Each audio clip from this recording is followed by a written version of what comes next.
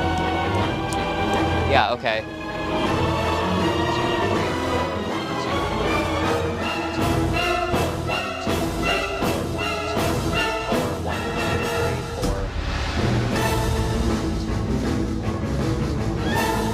Okay, and then it does like 1, like 2-4 kind of break.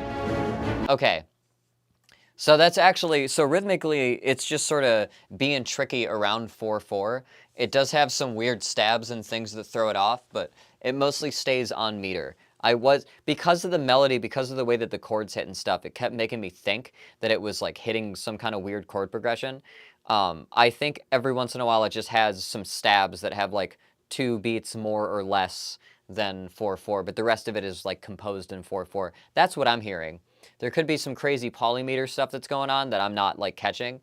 Some people say everything is 4-4 if you don't count it like a bitch. So maybe I don't feel like being a bitch today.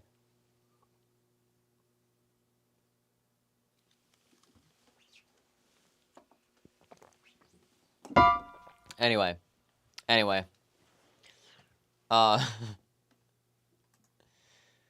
So, all right, what else? So this is mostly sticking between A and sometimes using F as our key center. And when it does that, it will eventually go back to A.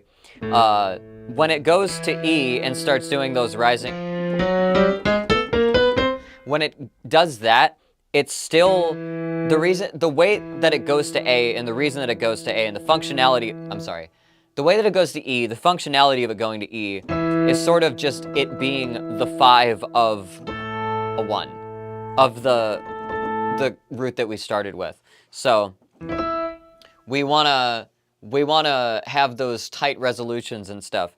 And if you have a big tense section that you want to have extra tense because it just does like a chromatic rise constantly. A good way to do that is to start it on 5. You're going to be key agnostic anyway because you're doing chromatic notes, so it doesn't matter if we are in E for that part or in A. It's all fucking chromatic. Let's check out some of the melodies here.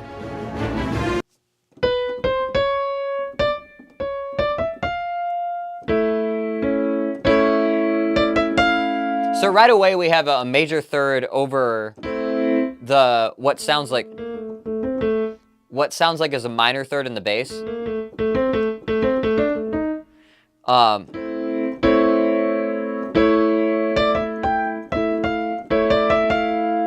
And it sounds like we do a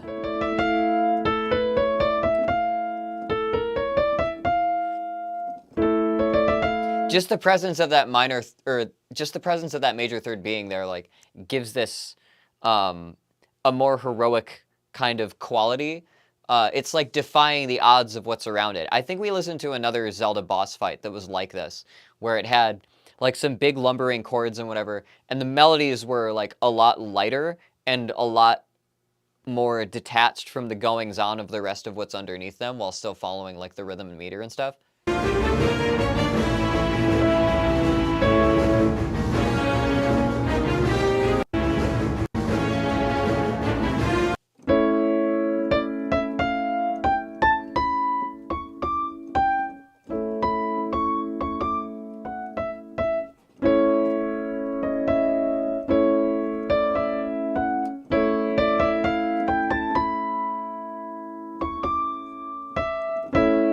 Okay, and then we land on a 5 of the root, right?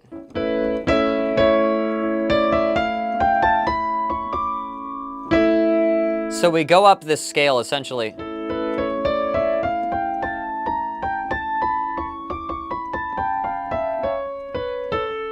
What is that?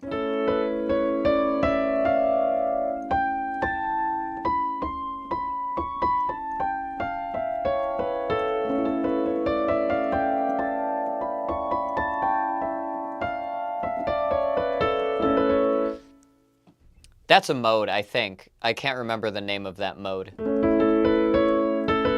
It's major with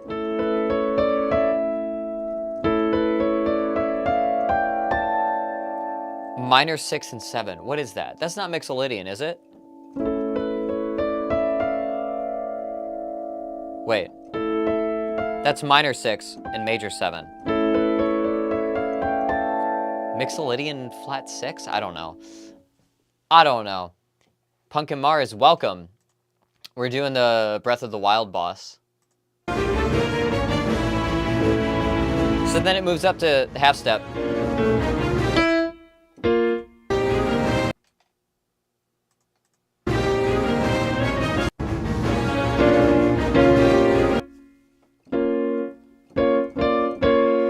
And does it actually start on the same note in the melody?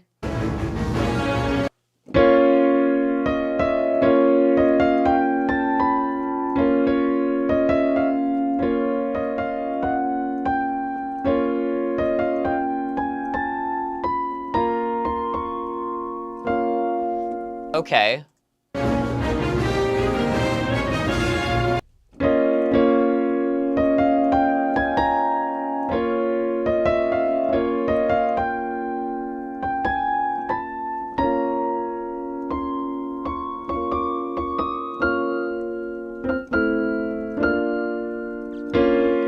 Okay, so what's cool about this is we were using this as like a major interval of the first chord, right?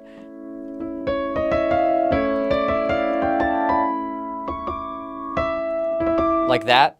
And when we hit that same note while this is moved up, it's playing a minor chord here now, and this is now the minor third interval because everything else is moved up a half step, right? And it actually changes the key, like the scale it's playing in.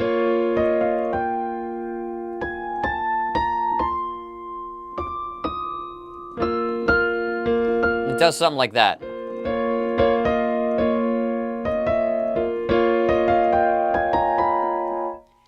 I think.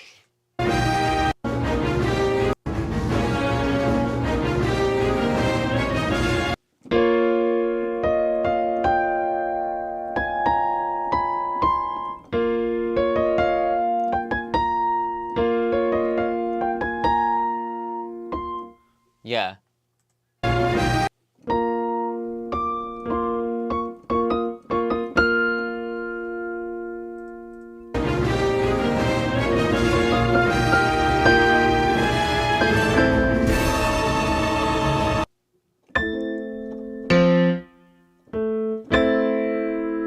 So, okay, so we rise up, we end up hitting a high, like, A, that's the root.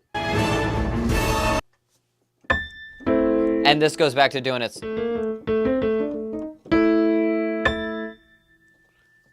thing.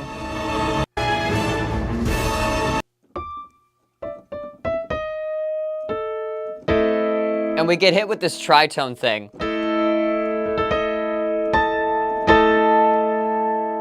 That stabs in as we go back to the root.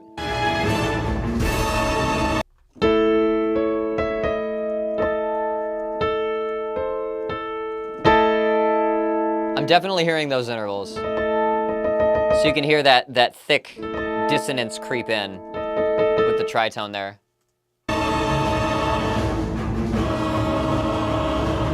Mixolydian is minor 6 and 7? Wait. That's minor 6.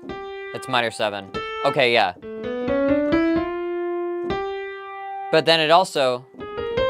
So it does just change key as it moves up. That's interesting. Yeah, because it doesn't... It does that the first time, and then... It does that the second time. So it's like changing the key with the ascension as it does it. It changes the, some of these half steps here, right?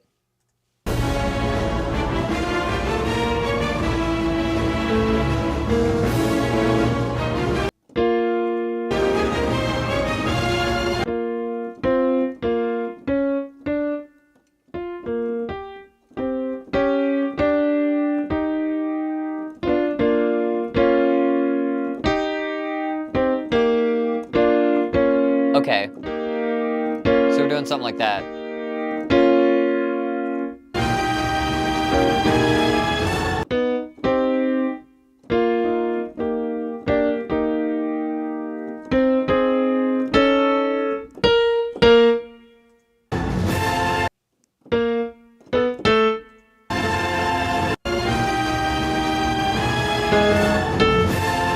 Ah.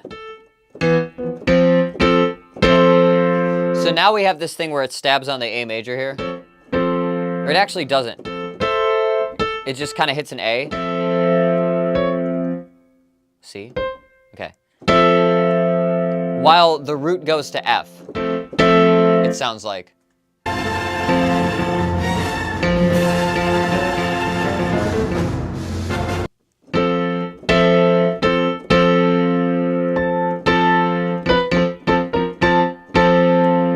And this here is like a major third of F. We occasionally jump up to the 4, which is a half step up. Also that half step that we were using from the A before, right? So, and this essentially paints us a full chord again. This returns to the root, but the key center is changed under it. It's sort of like entering a different phase in a boss battle, right?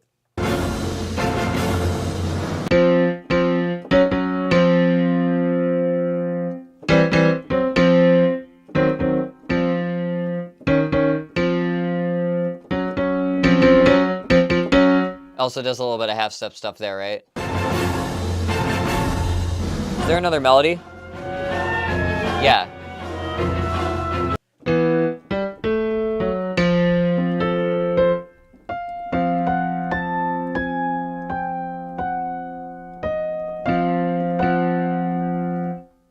It's like some weird chromatic bullshit.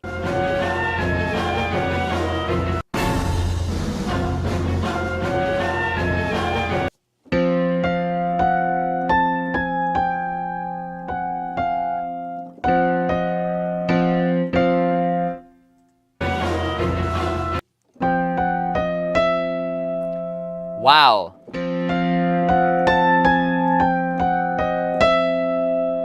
It does that weird, like, this is just like, like an atonal kind of chromatic motion it's doing here.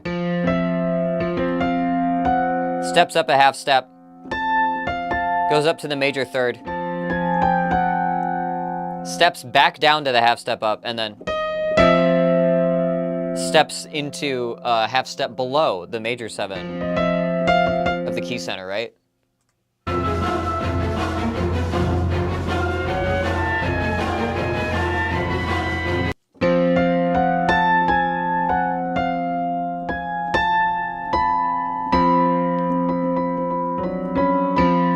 Then it steps up to this weird, this is a tritone of our root we started with.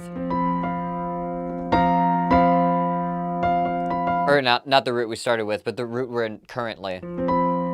So it is trying to be very creepy and atonal, whereas the previous melody was trying to sort of be happy and like lighthearted against the backdrop of everything else, sort of like the small hero against like a larger backdrop kind of thing.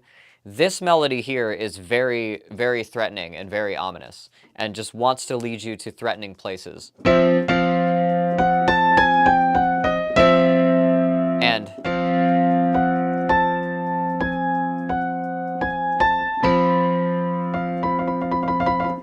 loves those tritones.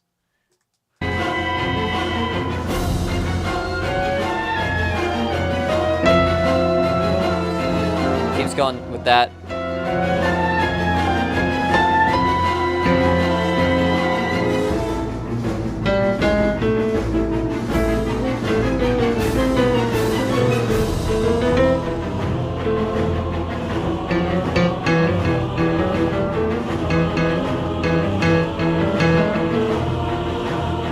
Yeah, and when it is an E here, it actually is doing the same, like, pedaling thing on E that it was doing before.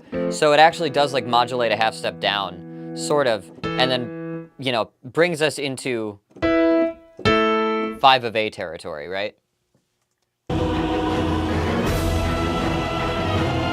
And the melody here is just rising chromatically.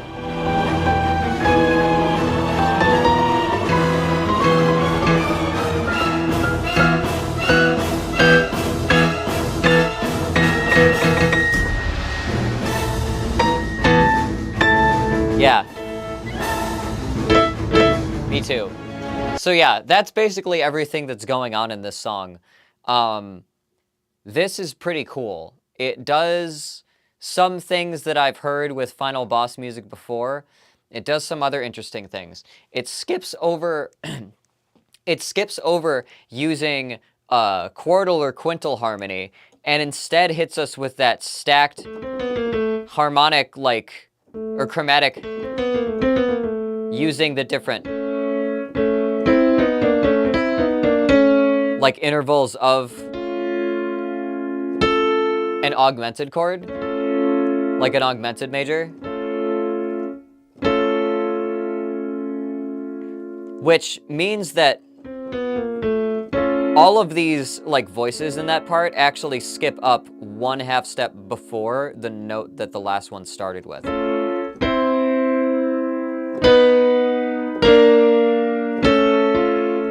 And lands there the same, right?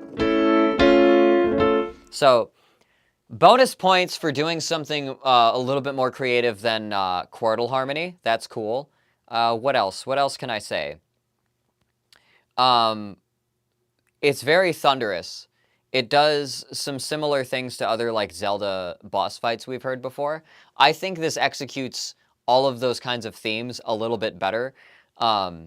The way that it loops back is also pretty intuitive, because, like, hearing those stabs in, like, right from the get-go, that's going to be threatening, right? But the fact that there's that whole build section that ramps up to a bunch of those stabs make those stabs, when it comes back in, more relevant than if you, like, heard them the first time. So, like, the effect changes, and you're sort of, it gracefully spits you back out at the top of the action, basically, where this has to build back up to itself, and it does that successfully, effectively, in my opinion. I like the way that it jumps around keys isn't obnoxious. It does do a similar thing. It does this half step up kind of thing. When it goes to F, it eventually goes to a half step down. But all of the, you know, the bass patterns being like really consistent and really chromatic through those whole things, really good for boss kind of music, I would say. This, I hate, you know what, I'm between 4 and 5 here, right? Because this is probably the best, like, Zelda boss theme I've heard so far, I would say. But I don't know. Let's see. Because the thing is, it's so unlike all of the big orchestral, like, JRPG kind of boss fights. It is far more characteristic and individual than a lot of that other stuff I've heard. It uses some of the same elements, uses some of the tritone stuff. It doesn't veer into anime chords. It doesn't veer into triumphant anime chords. It doesn't even try to have, like, the triumphant section at all. The way that Zelda boss music tends to delineate that is by having a happier melody, like a more heroic sounding melody that doesn't go with what's around it, and this features that. And this also counters it with a very foreboding melody that sort of drags the chords and everything along with it.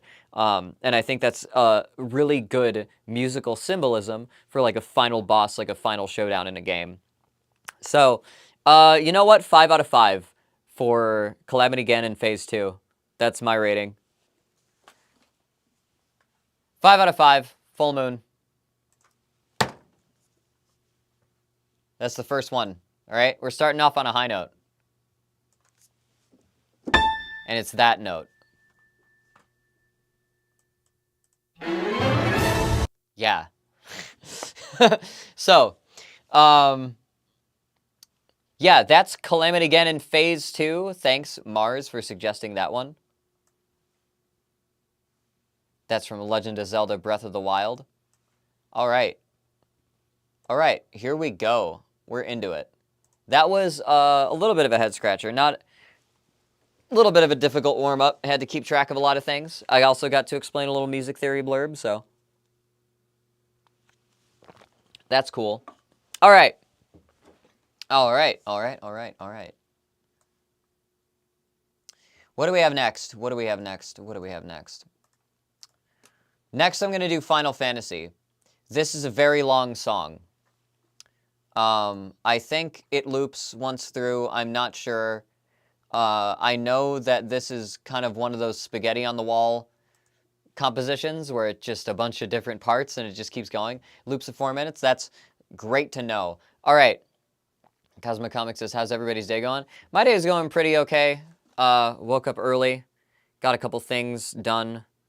Went on a walk. Felt all of the sun, absorbed a whole lot of vitamin D, I gotta say. It's great. All right.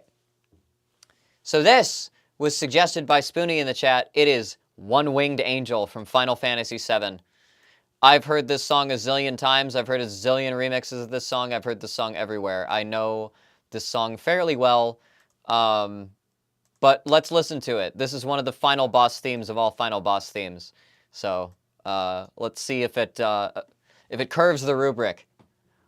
All right, I'm going to listen once through for vibes and then again for analysis. Okay, big string stabs. Big shrieky, like, psycho kind of like string motifs. These falling, whatever those are, flutish noises.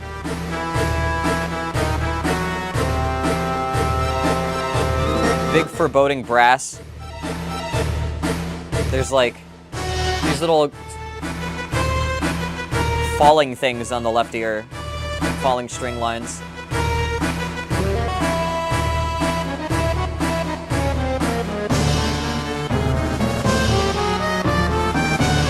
Okay.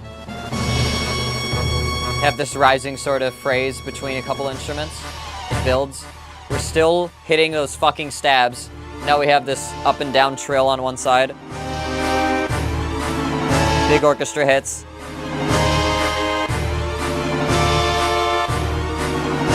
rises.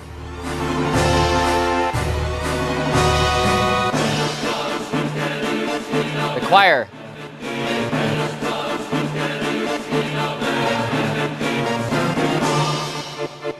Okay. So everything builds to that Sephiroth and then it dies out for a little bit.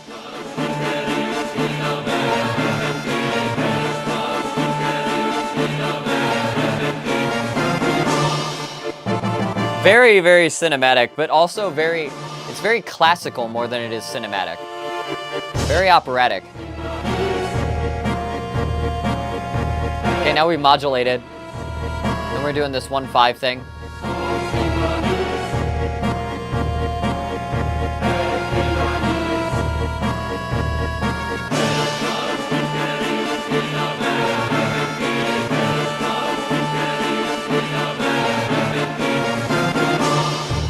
Yeah, it's very regal. Very, like, evokes, like, divinity, you know?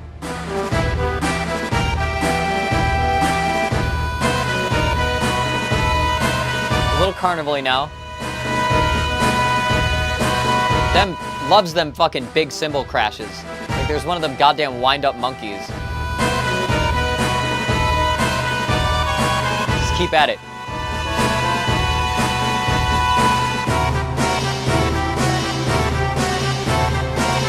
This percussion brought to you by the Energizer Bunny.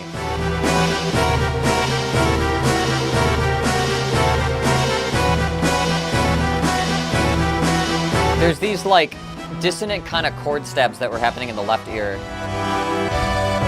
through that whole section. Completely different break here. Chords kind of wander around dissonantly.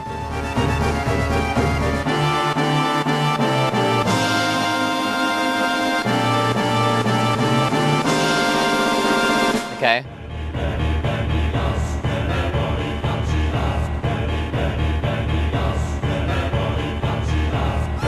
Okay. Choir is back.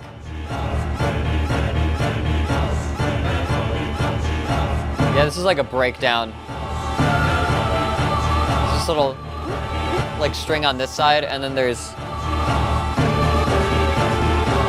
just a lot going on now.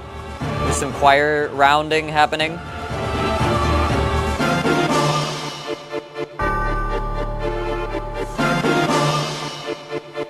Then that little flute patch. There's a tubular bell now. It's a very church bell, like, here is your death approaches kind of thing.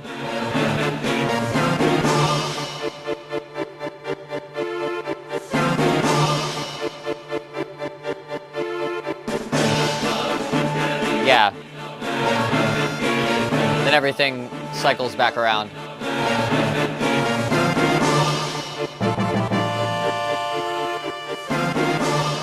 So yeah, there are a whole bunch of sections to this song that I can hear that are just kind of haphazardly strung together. It sounds all over the place.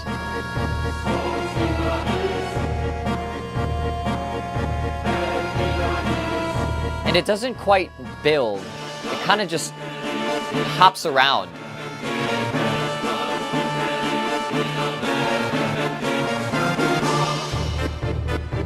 Big timpani hits. Okay, that sounded like a weird chordal descent.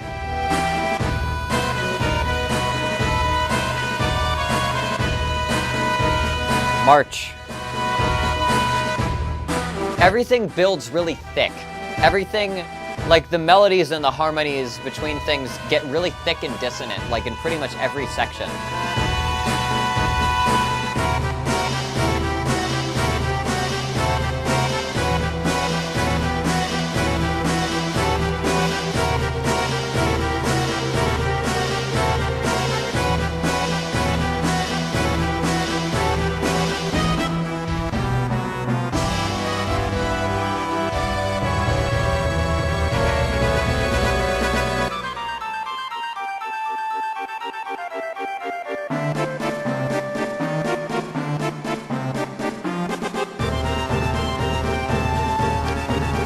Yeah.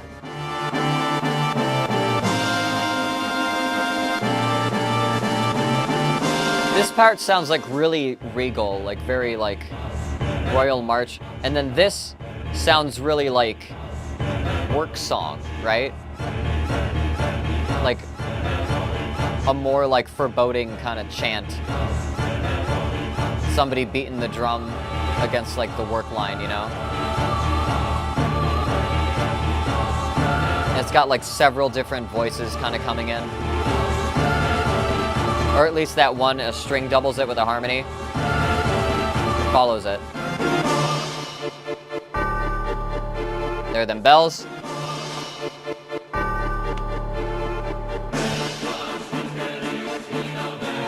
All right, and then it starts to fade. Okay. So this song sounds like it's in 100 different keys. Let's figure out where it starts at least.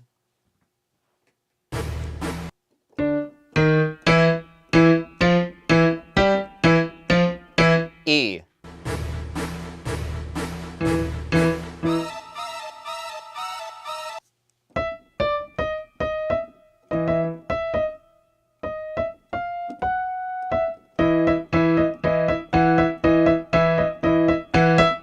Has like a weird little dancey thing like that.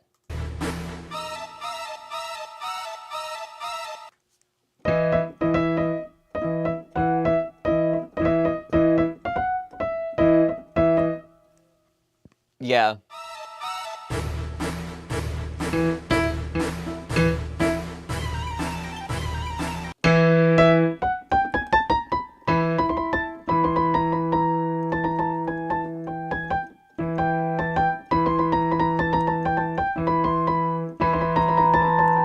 Then it starts doing this little fluttery thing where it trills between like just single like half steps or whole steps.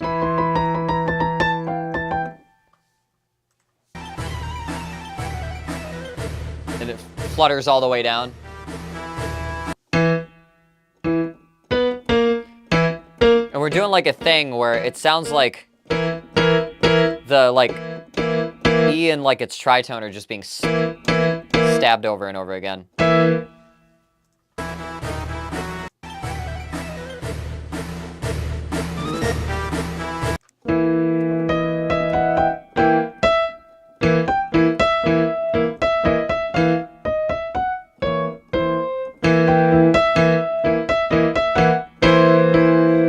All of that is, so we do have an E here, right? We do have like a minor E thing. And we use this interval, which is a major E interval. And we use this interval, which is a minor sixth. Sounding like it's in a different key than E altogether.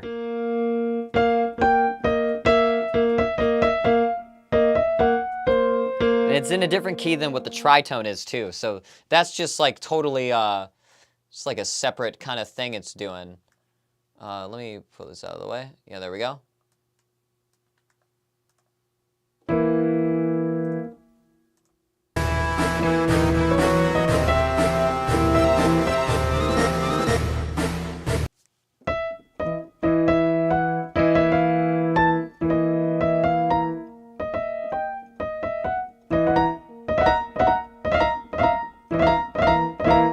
Has like these weird trills that land in the tritone of the E.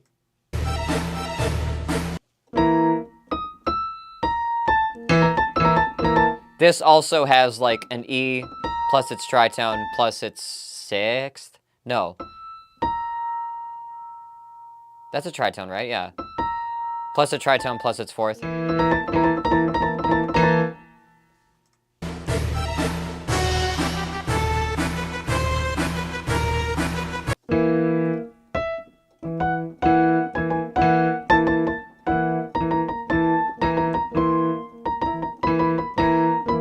It's doing something like that.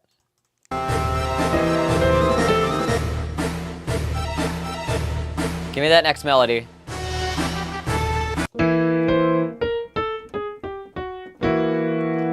So this would just be a ninth attached to this.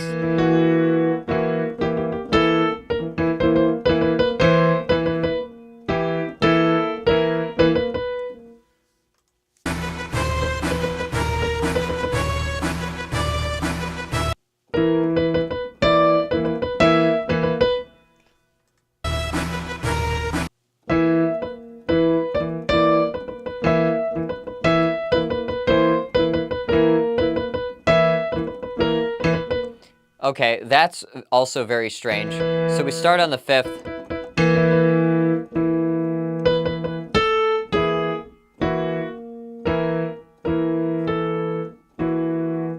Or do we? We start here.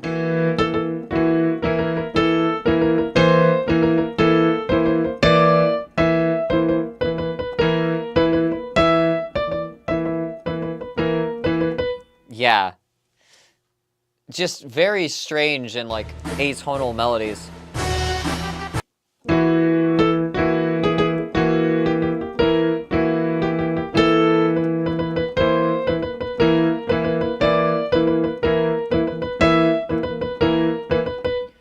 Something like that. So we're using this 5 of E and its tritone in there pretty heavily. And not trying to really slip into E at all, but still I can hear its remnants, right?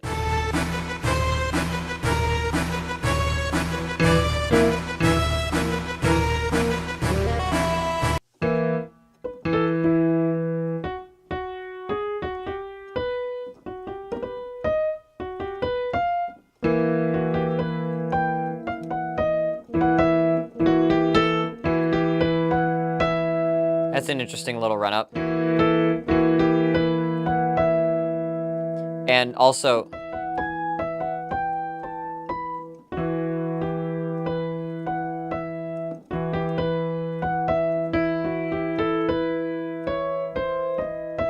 That's an interesting run and also in E.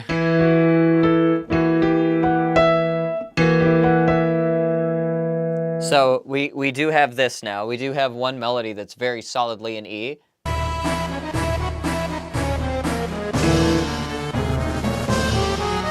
Okay, and then what?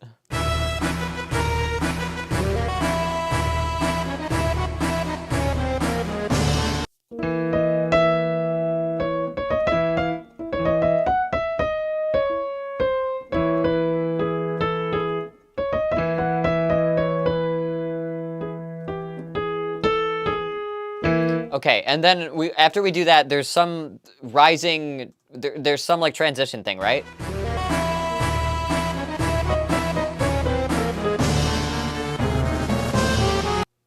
Okay, what the hell's happening here?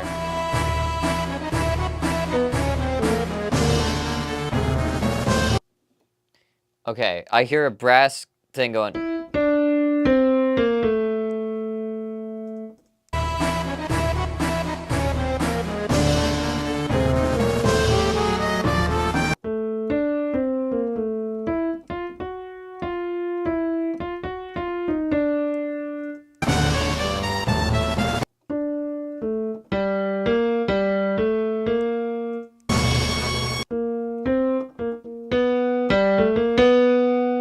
Okay. Okay, so it does this weird... Let me go back.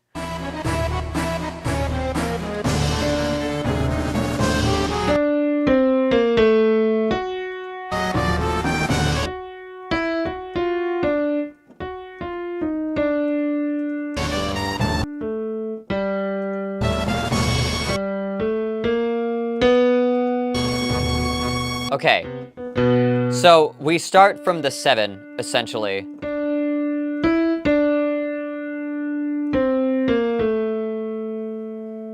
We go down to the 4. We do a similar pattern to get down to the 7 again. And then... that is... Yeah, the 3rd. and then we end up on the 5 of E. So this, from here, should want to go back to E, but we'll see if it does.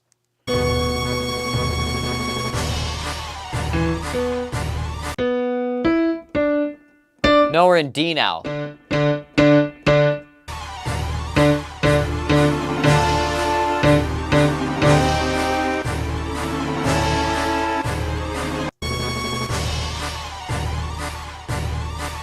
This fluttering chromatic thing up top on the strings on the left side.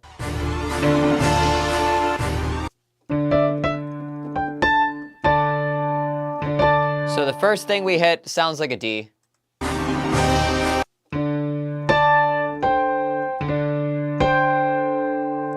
Then it sounds like we hit like a C above this stabbing D thing, right?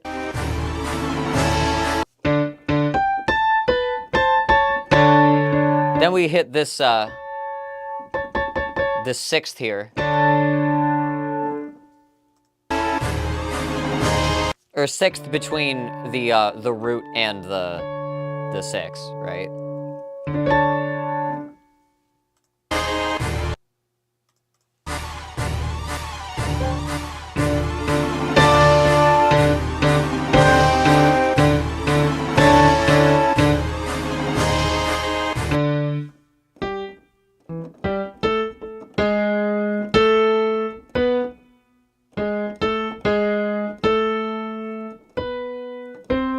Okay, and what I'm sort of hearing is like going down to a major 7th from the A, and then going back to A, and then B and C, I think. I'm hearing that over that marching D.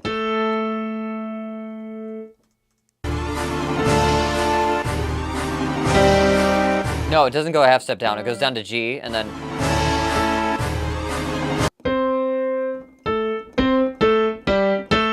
it does something like that. So...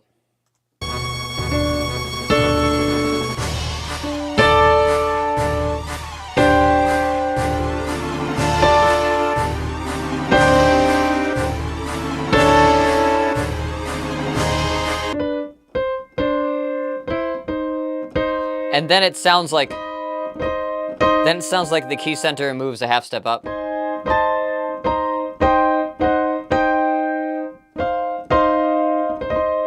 So we can hit like an E flat or something, or a C minor.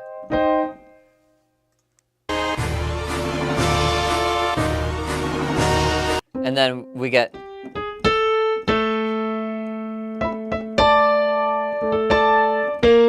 a rising up to half step.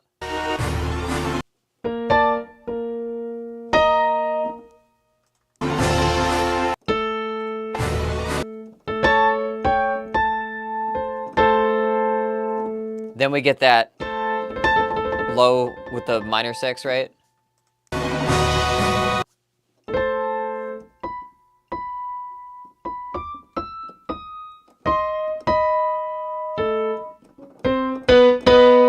Then we get this thing that spells out essentially a B major chord. Okay, so a lot of like chromatic and not really like scale agnostic kind of tone movement here happening, and very threatening, very foreboding, very confusing, very disorienting so far. Okay, then it stays in D, definitely stays in D, and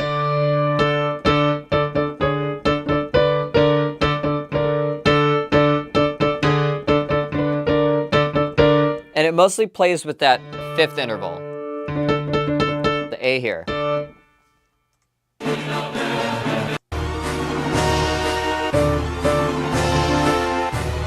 Bring me to the choir.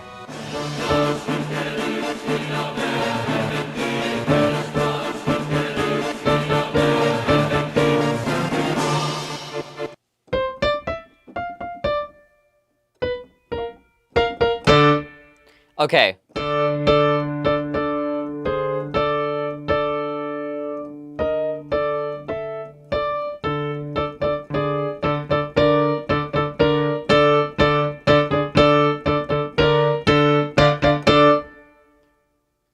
and then... And there's a little, like, in-between part there, right?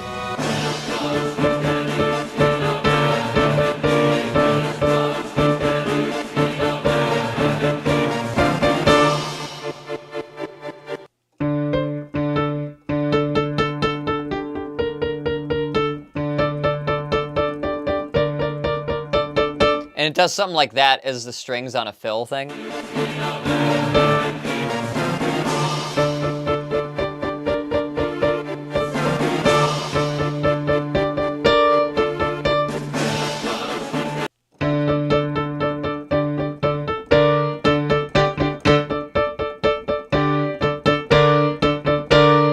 So it does that, kind of mimicking the vocal rhythm.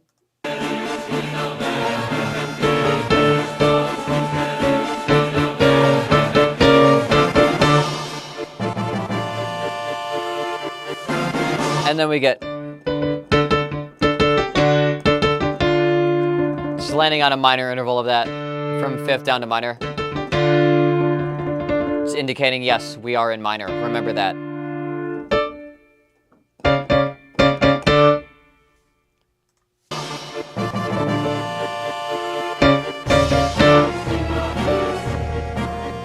Okay, and then we modulate.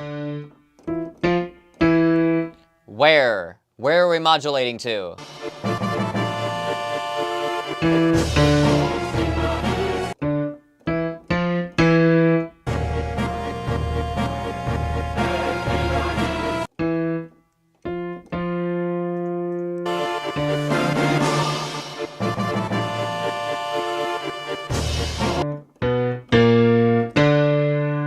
We are going a minor sixth down.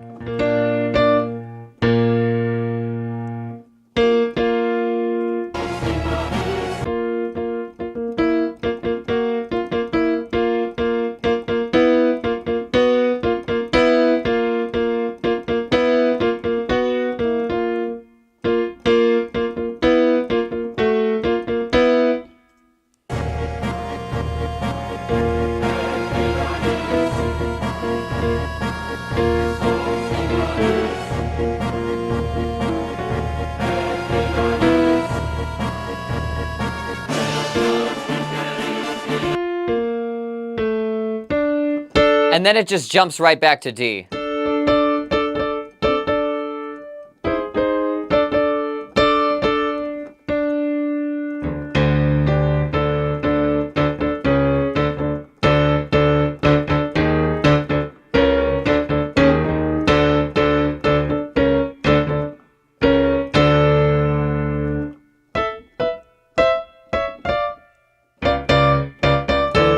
Yeah. And we do that more.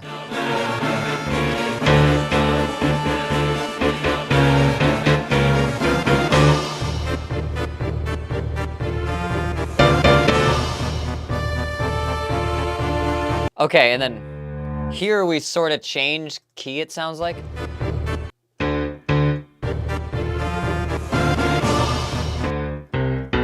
Yeah, now we're in B.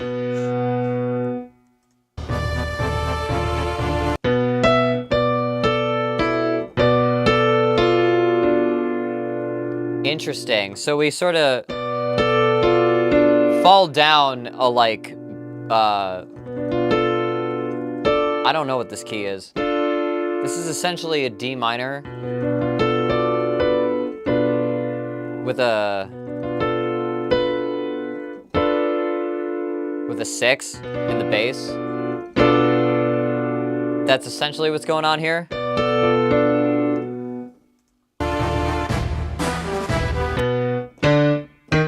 All right, now we're in C. I'm sorry, E. God.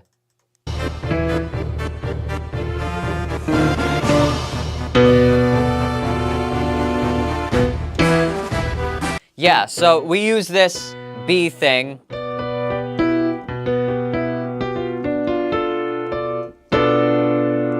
to just jump right into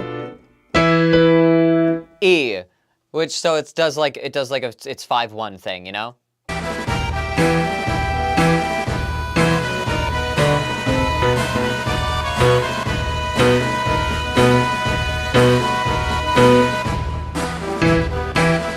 sort of jumping between E and B on the root here.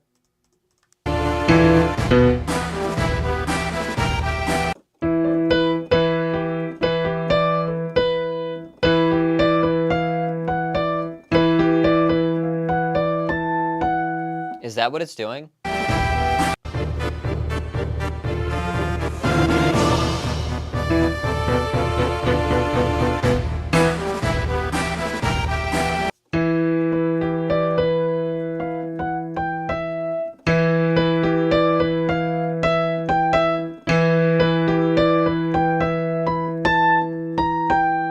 Okay.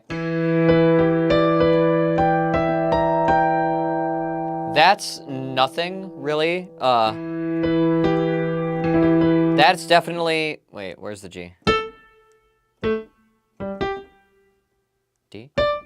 Okay. So that's an E minor. That makes it an E minor 7. Then it continues to be an E minor. And then we add this tritone.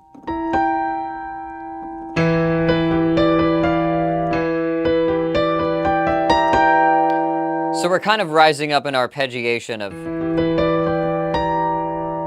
an E minor 7/11, essentially. 7 sharp 11, I should say.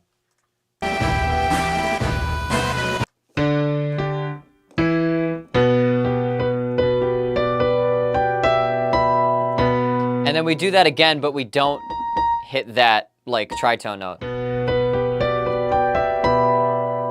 It sounds like.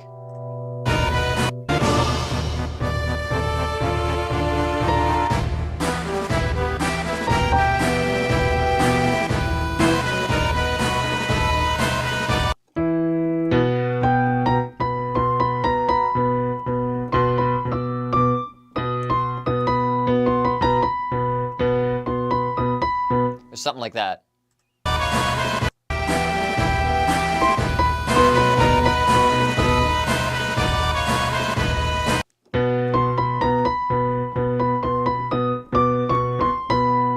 Okay.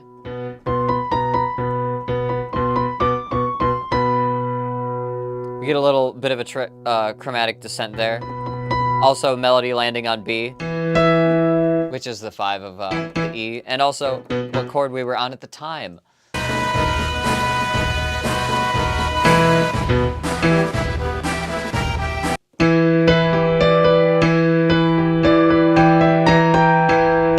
Okay, yeah, and then we do that again, and then...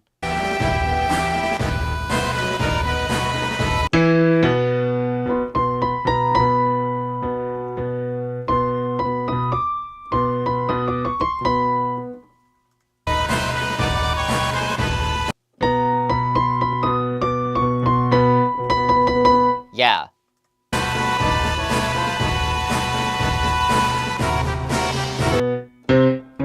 All right, now we go to a 6. And we do like a little bluesy note thing. We hit that barbershop note, that B flat above C.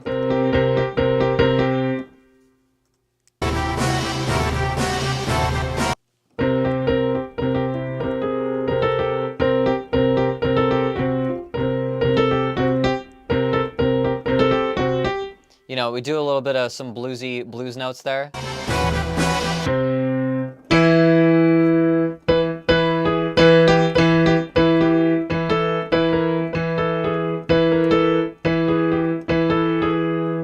I don't know what it's doing.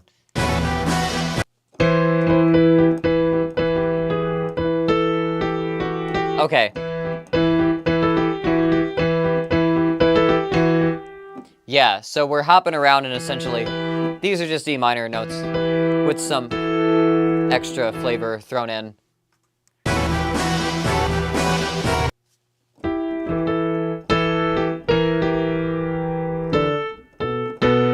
And then does it go to B? No, it goes back to C.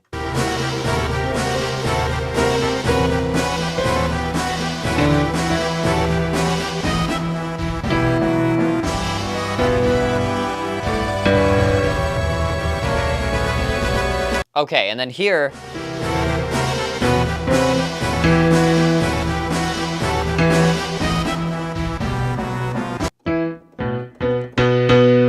slide on B for a short time.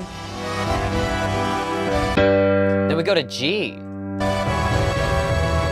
And then down to E again. And then down to B again. So we essentially drop down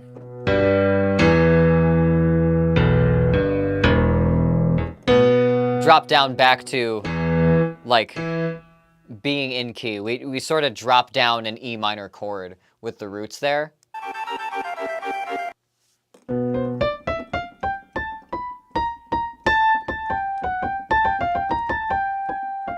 What is this?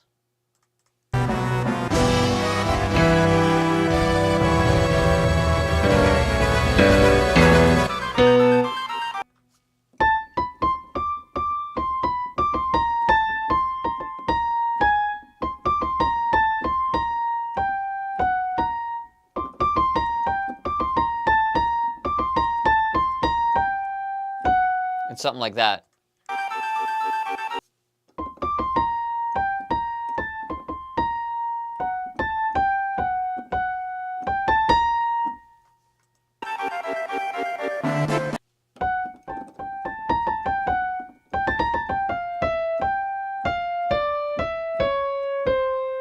I'm hearing that. Welcome, Tarj.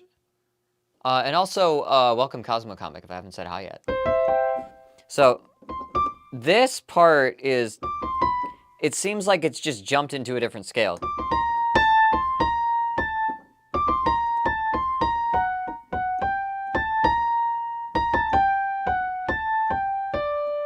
Something like that. And lands on D. And the bass is doing some shit like that. As if the bass is also landed back in D.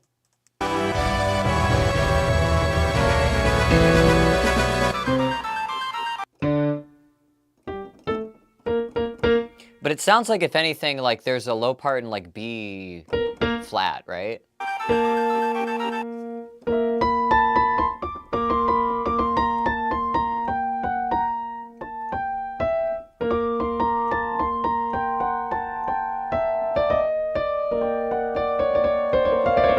You know?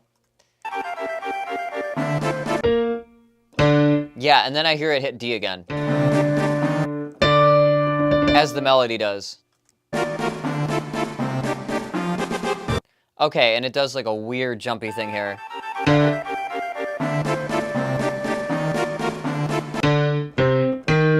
Ah, and there's the final boss, like typical like bass thing.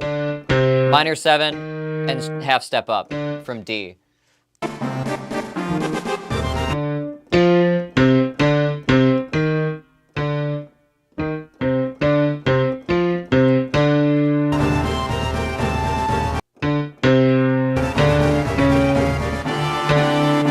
And then from here, as it does some of those more, as it does a few more of those tumbles, it just steps up chromatically to back to D, right? And then right away it kicks into a different section.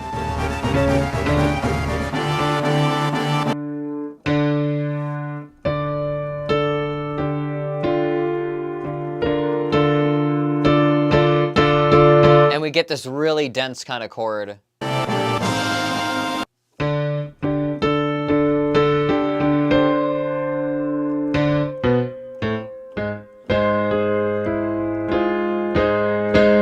And it's mostly, it's just like an A flat major. What does it say there is? D? Yeah. Then it sounds like it resolves to this A flat major, which is a tritone of the D, the last thing we were on. So we go furthest away from like where we were the section before, and now we can resolve with that.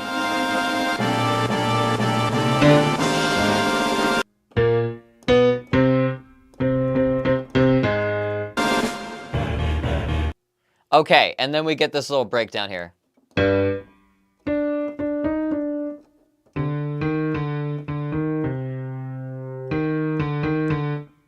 And I think it's back in D.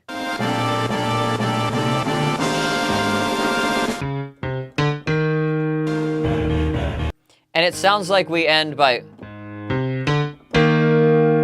like, rising up to this half step above the D and then getting, like, spit back down 1/2 step to bring us back to that, where we were. This is a jumble. This is like a bunch of puzzle pieces thrown at the wall from like 3 different puzzles. That's what I'm getting. It does keep returning to D, but it almost sounds like all the parts away from between the parts that are in D shouldn't be there. Like they just don't fit. There's so much like tumult through this whole thing. And some of it seems kind of pointless. Like it may just be trying to overwhelm you. But yeah.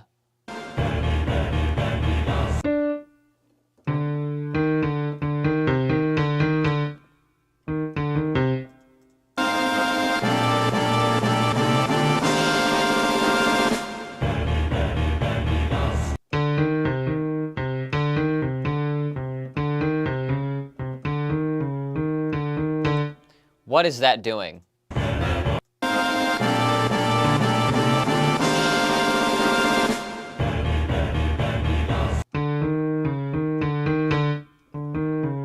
Okay, it sounds like it's rocking between a 1/2 step above D and a 1/2 step below.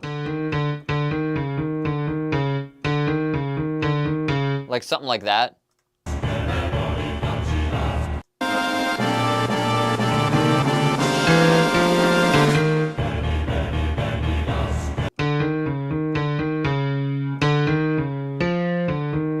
It's doing something like that.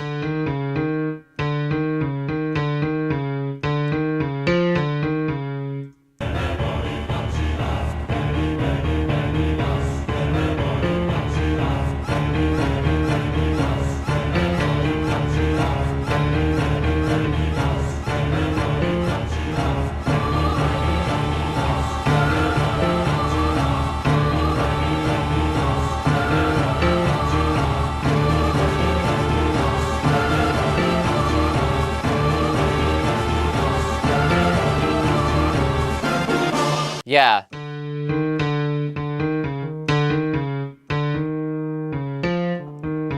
I hear all of that, right?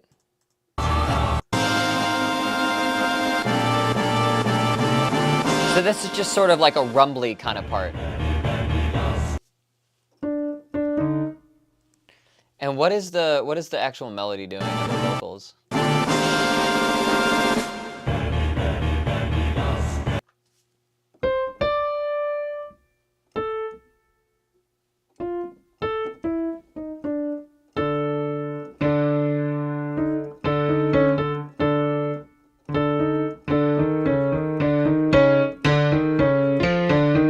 It's mostly just following what the bass is doing, essentially. Everything is kind of moving in unison there to be like this mob kind of gaining on you, like this growing power that is like amalgamating, right?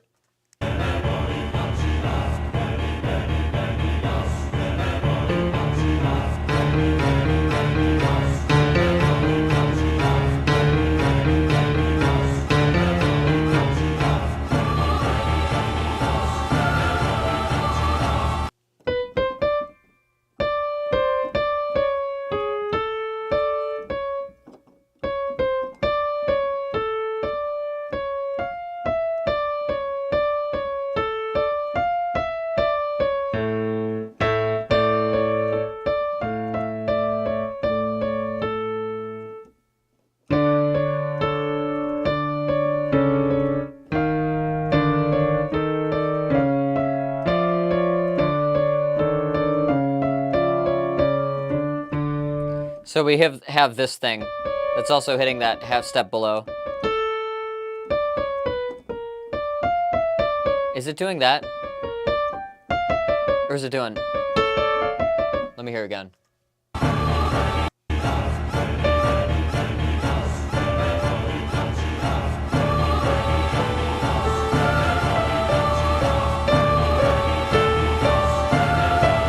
Yeah.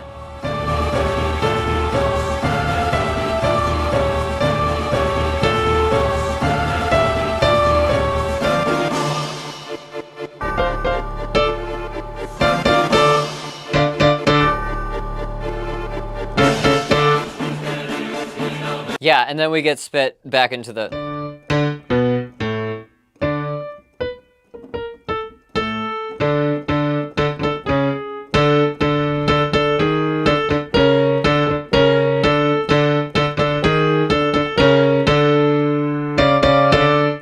Then we get spit back into that whole choir section. And I think that's, yeah, that's after a loop, so that's basically everything that happens, right?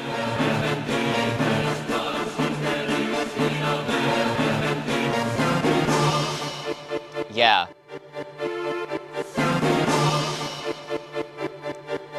That's everything. So, this song is also somewhat key agnostic, but not really. It does keep revolving back to D. It moves around a little bit. It does this thing where it's an E and B, but it mostly wants to keep to D. In essence, the main modulation is a half step up, which happens a lot with like building tense music. Half of the song does not need to be there. That's what I think. Like they are, like if all of these sections were motifs from prior points in the games, which some of them may be, this would make more sense. But it totally seems like something's about to intro a different song, and then it just kind of resolves, cuts away, and then modulates to something else, and then goes to a different section. And it's very, very, very haphazard. I would imagine that it would make you sort of like confused. The song is also pretty long, so you may think like, oh, this switch means that something interesting has happened. Maybe I'm doing well now. Maybe that's what that means. But no, it's just going to bring you back to the Sephiroth chant. So in general, I'm not super impressed. I think a lot of the composition could have been made more effective and like justified itself. I think if you took all of the D sections in this and just gave them better transitions between them, I think it would have been a more, like, all of the sections of this song you remember are the ones that are in D, right?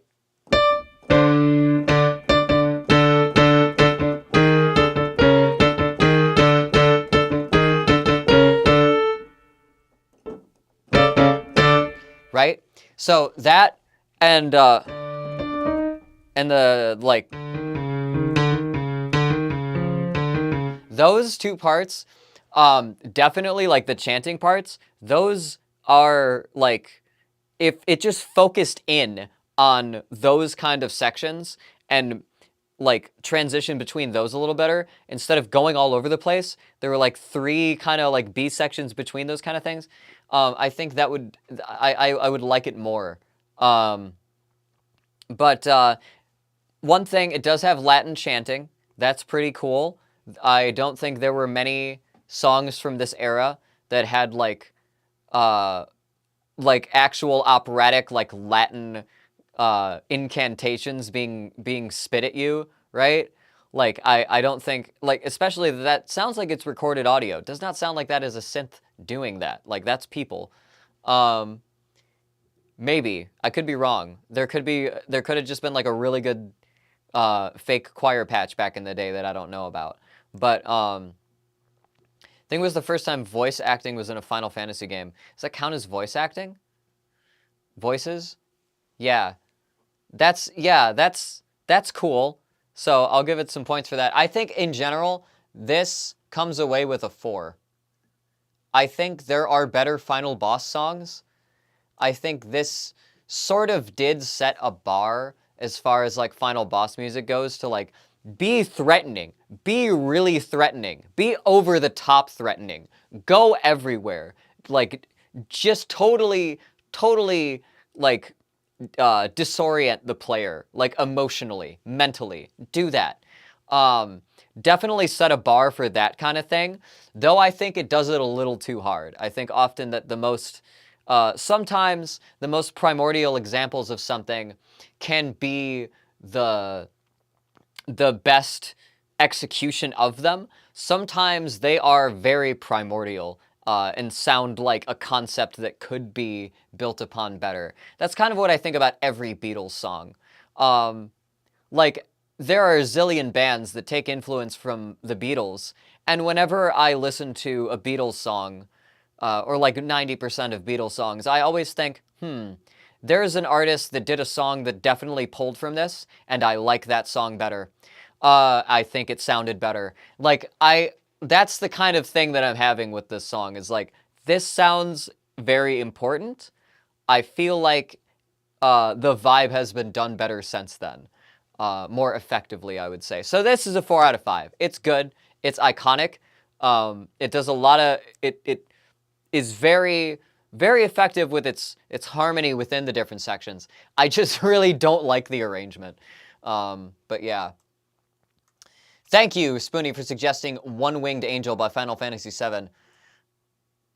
That's a waxing gibbous from me.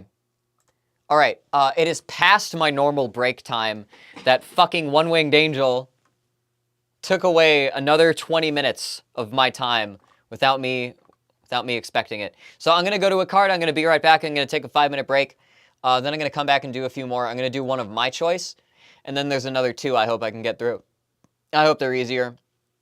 Final boss music is so difficult. I gotta say. Let me pull up some background music for you guys that isn't Stellar Side. Hang on. This one.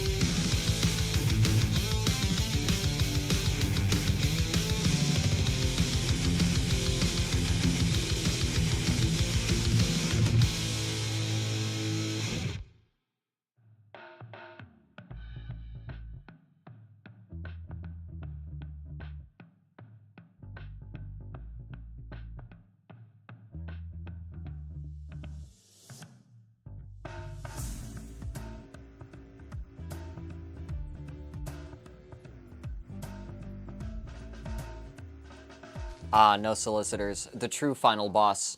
Leaving your fucking house.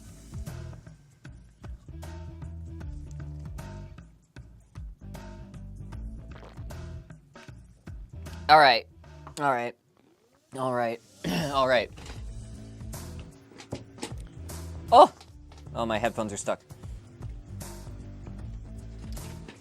Alright. Fucking house is the damn final boss indeed. Isn't that that is an enemy in Final Fantasy VII, isn't it?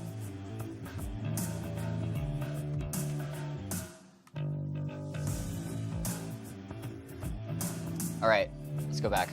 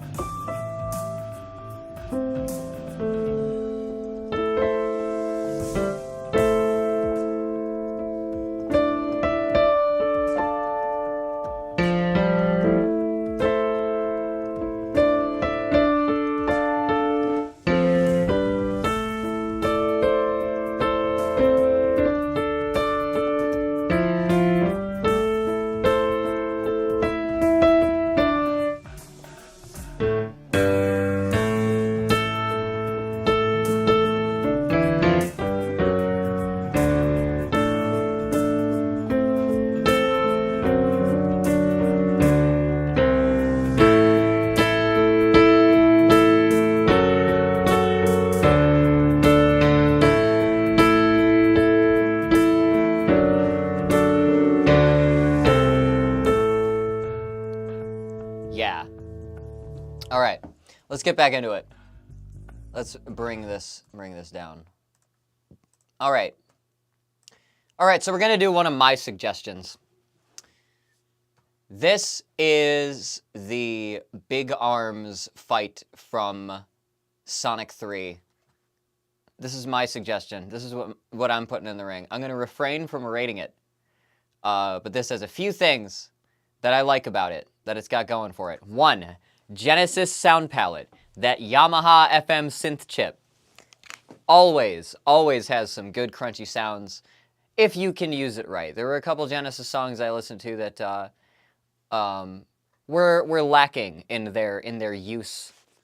Their use of, I leave and my hat changes position. Okay. There was that one song with the Genesis palette that basically sounded like a Nirvana song. It sounded like a late 90s, early 2000s sort of like pop rock kind of band. And and the parts were written out like that. There was definitely like guitar power chords.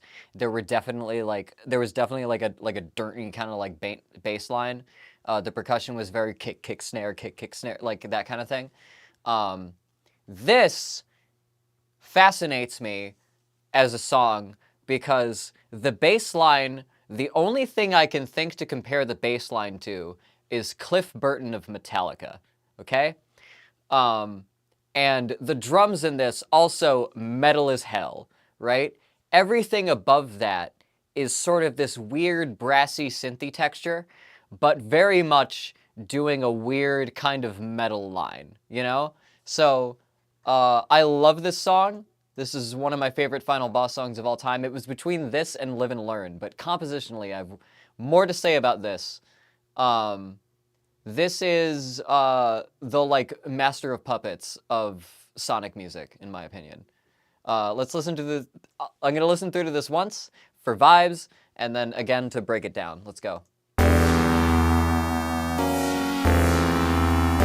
Big ominous chords right off the bat. Guitar synth kind of run up there.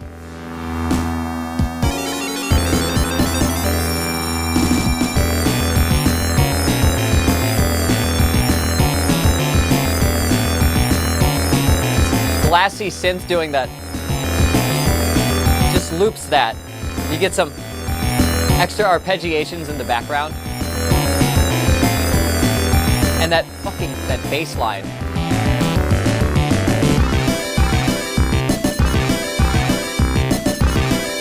And it's not in 4/4. It just... Now it is. 4 1 2 4 1 2 3 4 1 2 3 4 1 2 3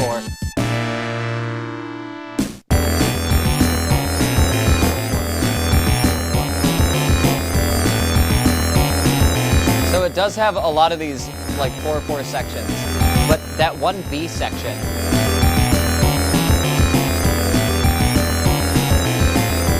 Coming up here. 1, 2, 3, 4, 1, 2, 3, 4, 1, 2, 3, 1, 2, 3, 1, 2, 1, 2, 3, 1, 2, 3, 1, 2, 1, 2, 3, 1, 2. Like that. That's cool.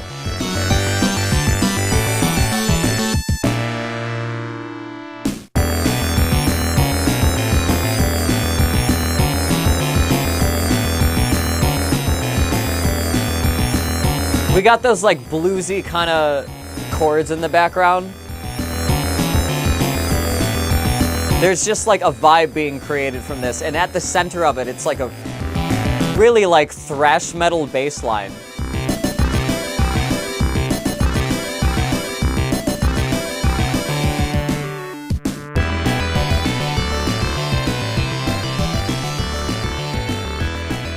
Yeah, then we fade. Yeah, and those weird chords. Okay, yeah, I love this song. I love this song so much.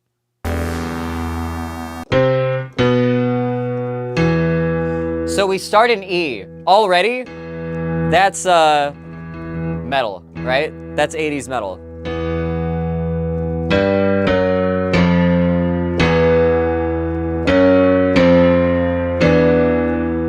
So we get that second, minor second, or flat second, and then back to E.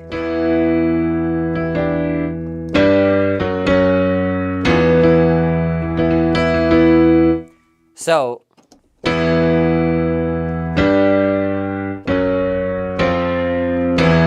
very simple. That's what a lot of this is built on, right? And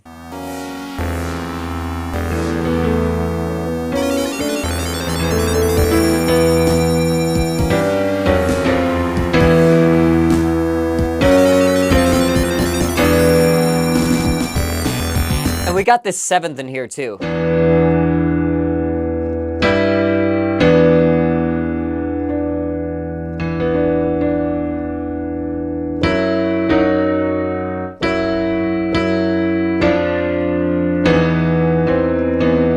I don't know if that's actually in.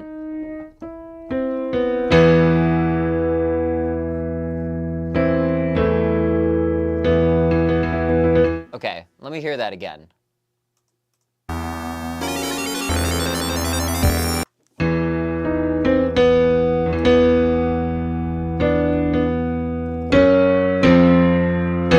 Yeah, no, that's mostly just open in a fifth, right? So that's essentially power chords, right?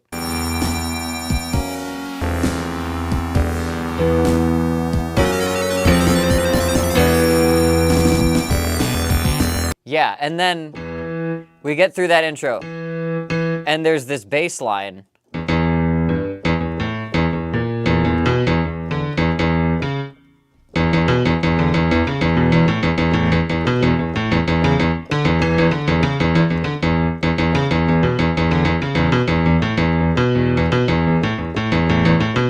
And it's just so like grinding.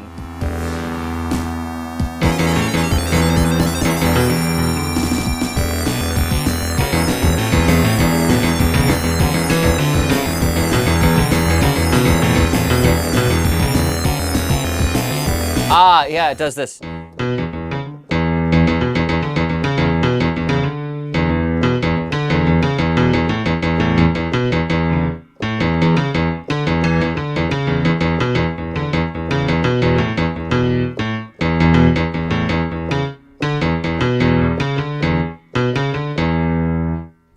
Like, that is so, what's happening on my...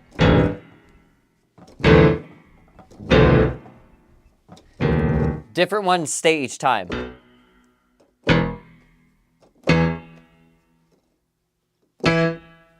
God. Okay. Shouldn't have done that. Okay. You know what I'm gonna do? You know what? Here's what I'm gonna do. I'm gonna focus main stage and see if that helps. No. Okay, then here's what I'm gonna do. I'm gonna save and quit and restart main stage and see if that helps anymore. Because now it's like every note. I don't like that.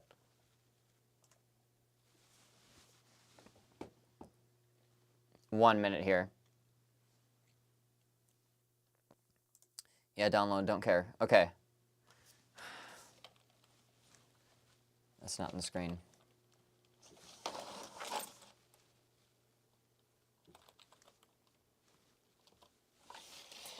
Okay, I want you to see my password. I could have just went to the card, but...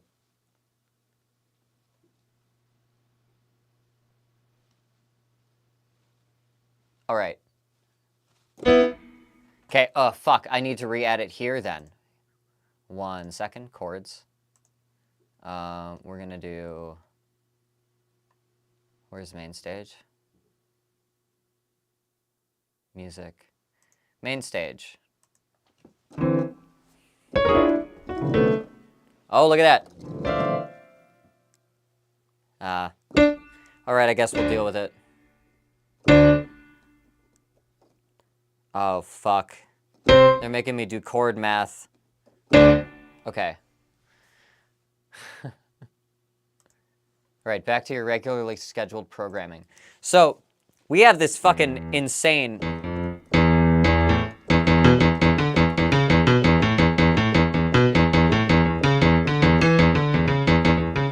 Like, we have that whole bass line.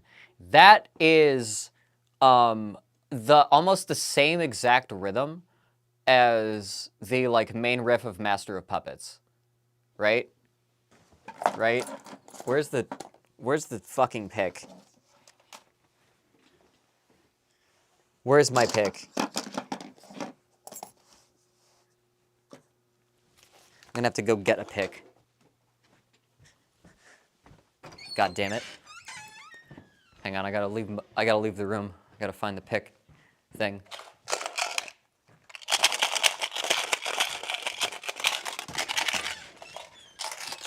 Found it. All right. It's gonna be on a nylon string.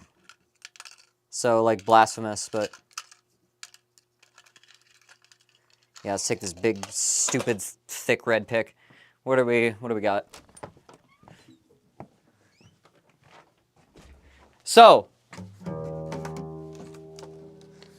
this is probably not in tune at all.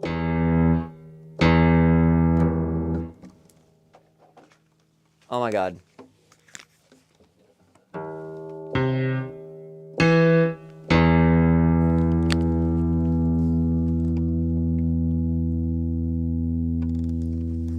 Yeah, okay.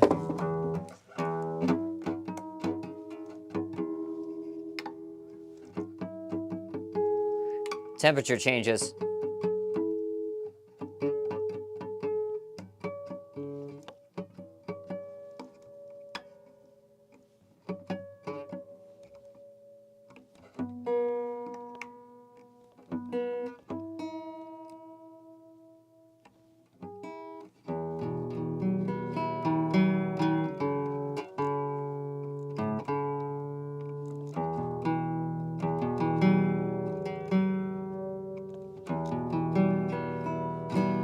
Okay, so.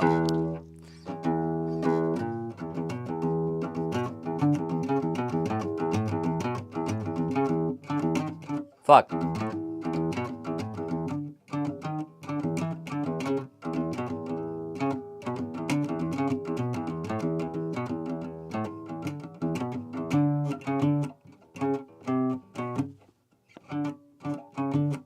Yeah.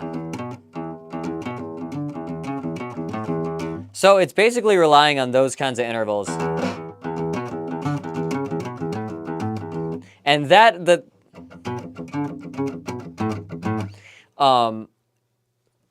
everything about that, even the intro, like...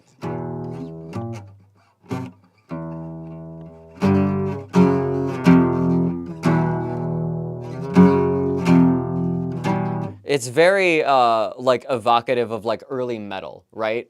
That's the like flavor of doom that they're going with here. Like that's how they get across the like threatening aspect in the early 90s is do like some weird like open power chords with some extra. It's that note.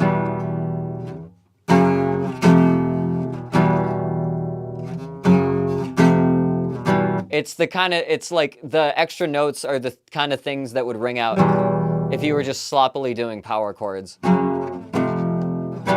You know? Like, and that going into, that is almost the same. That is basically the same melody as, or not the same melody, but the same like rhythm.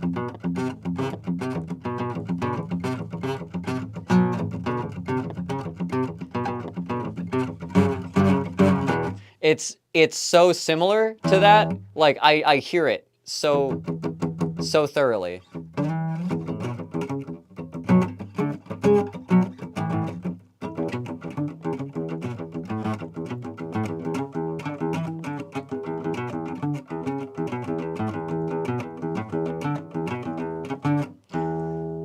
And yeah.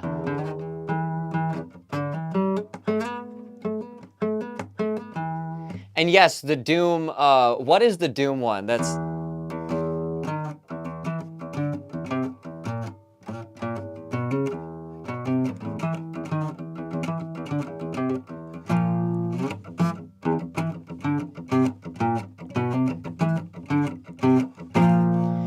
Both of those definitely feel like they borrow heavily from...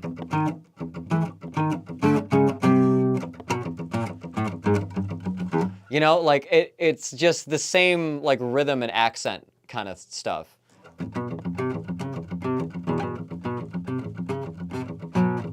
Yeah. The rhythm as well as similar notes are featured in Nuclear Fusion from Toho. Yeah. They're very... So, whereas, like, down here, it's using way more of the intervals that this track here uses in the intro. You know, it's sticking with that same thing. I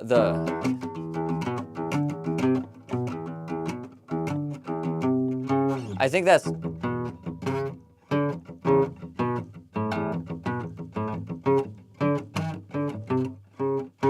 So you could actually play that pretty similar to how you...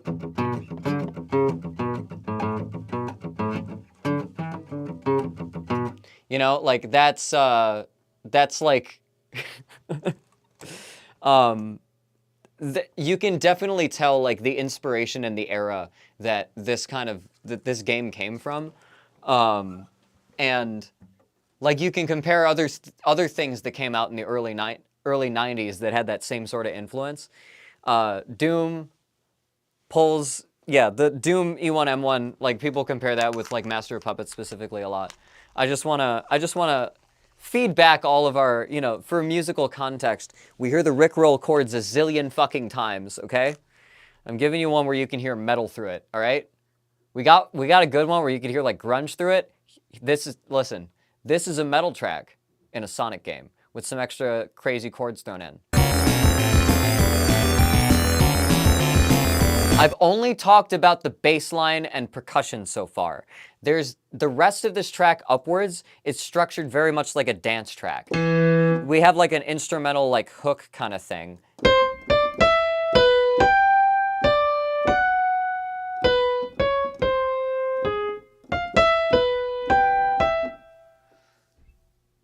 Let me hear it.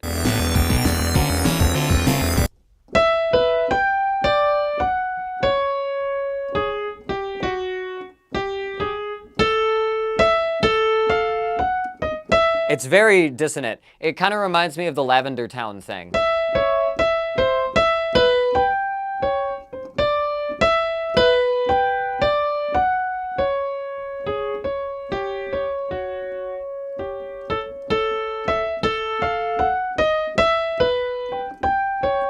What the hell is it?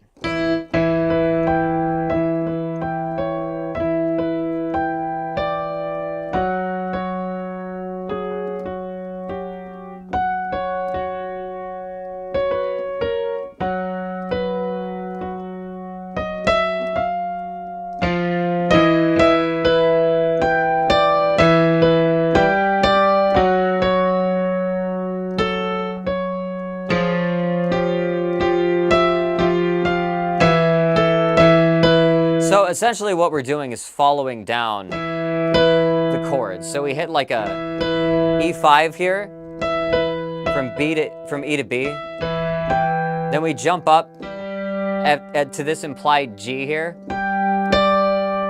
right? And do the same kind of power chord thing, and then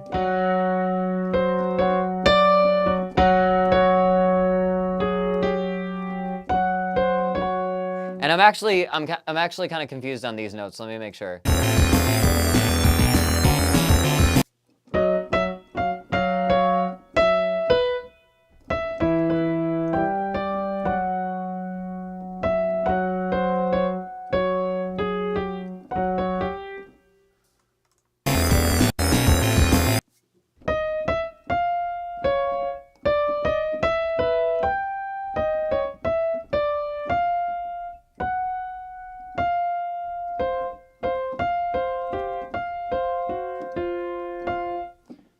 Am I playing this wrong?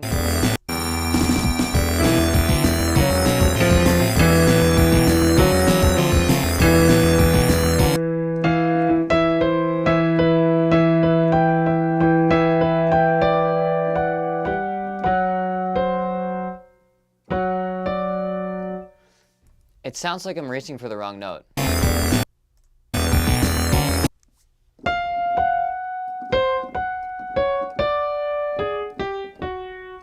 What the hell is that? Okay, what is in the middle?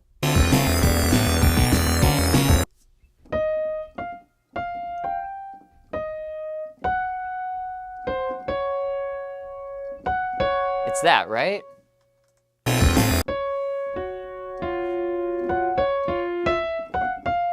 Oh, what the hell? Okay.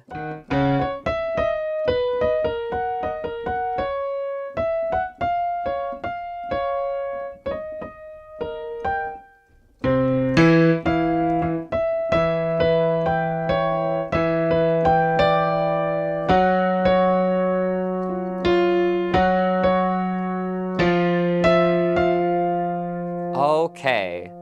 It hits that root. Duh. Okay, I see what's happening here. So we're spelling out the fifths. And as we do that, we give it like we do like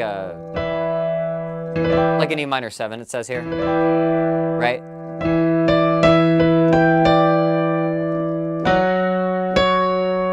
Then we do the same thing with F sharp. And we reach down to that root as it hits it in the bass, and then jump up an octave.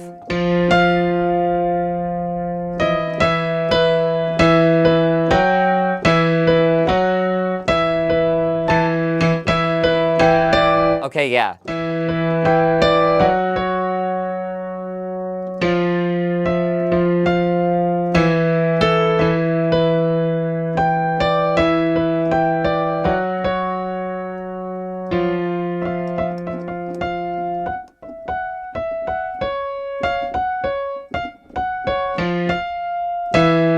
Okay, I see now.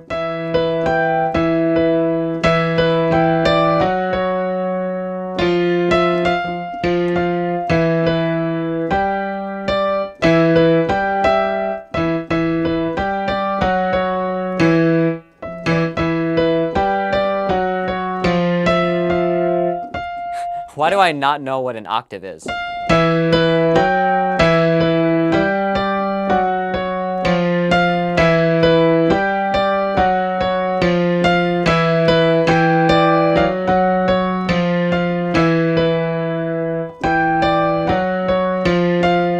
I get it.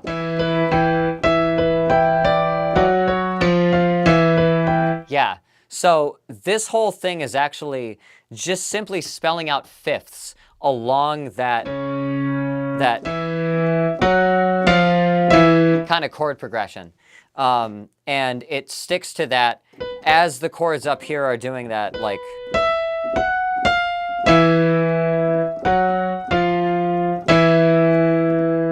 that thing, the bass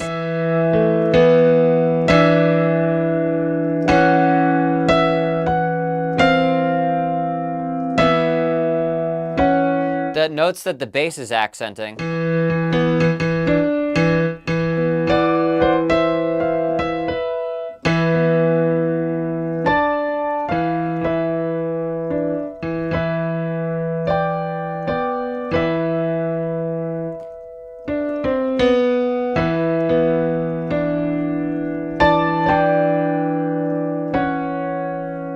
Are actually those, like, fifth notes of what the upper chords are doing.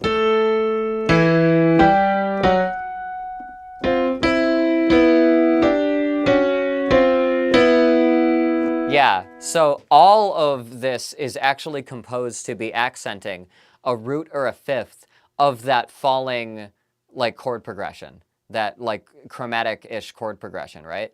Well, it is chromatic. It's a chromatic chord progression. And that is very simple. And just by way of it splitting out some of those notes over melodies, it sounds way more intimidating than if you just were bashing those chords over and over again. The bass is pedaling on E the whole time and sort of implying that these other things up here are just sort of extra flavor to the E. But at the same time,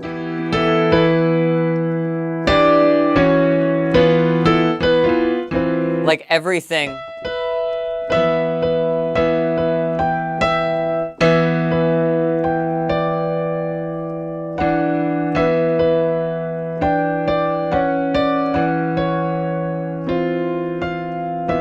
you know, like everything around it is just sort of leading into the chords and accentuating the chords. And like not using complex intervals to do so. And yet, even though every motion in this is so simple, the leaps and the jumps in the melody as it moves through those different chords make it really engaging, even when it loops over and over again, right? And that does loop for several times. Many times it loops for a very short passage. And then we get...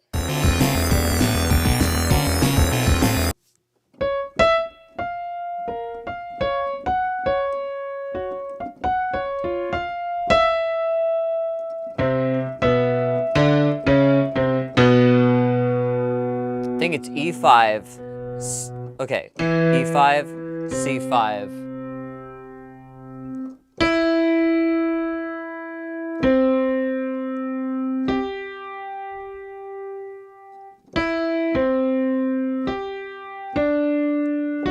Yeah. F sharp E.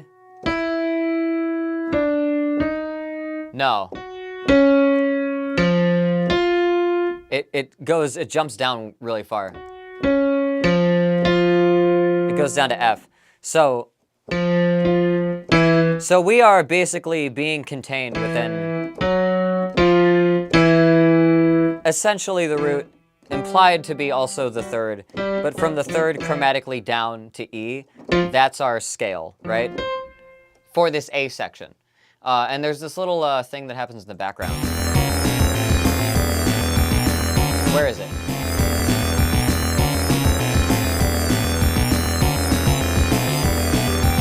Yeah.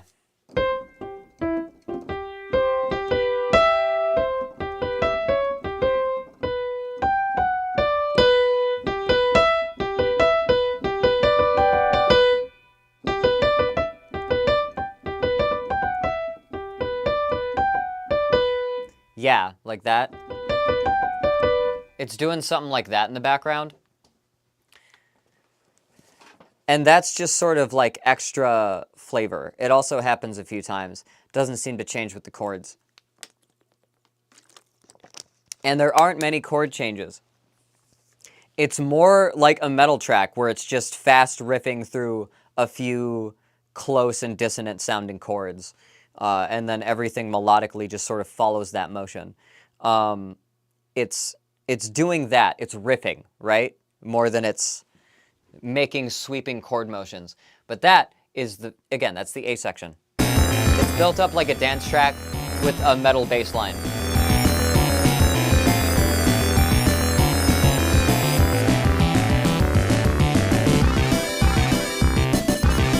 Okay, yeah, so this section.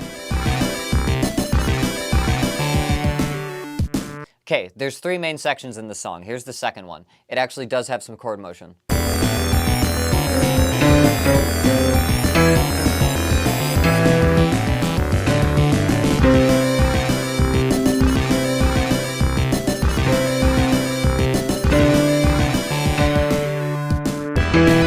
Okay, and that's easy. It's a 1, 7, 6, 7, 1.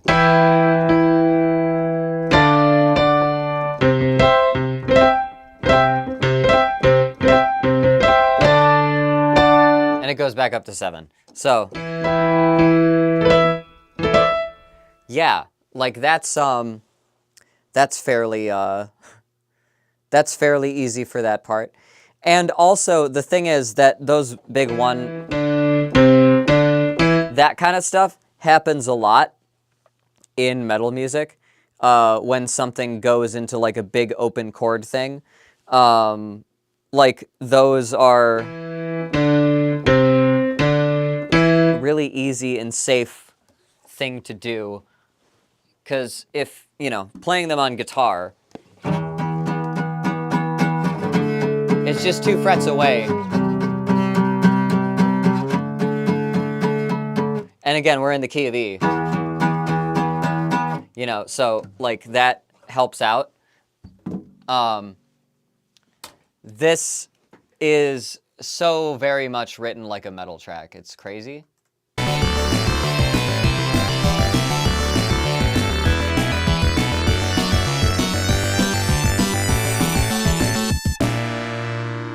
Okay, what is that chord?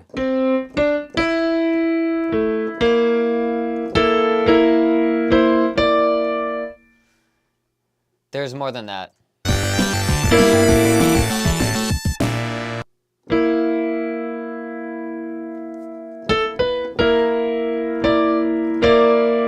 I think it's something like that.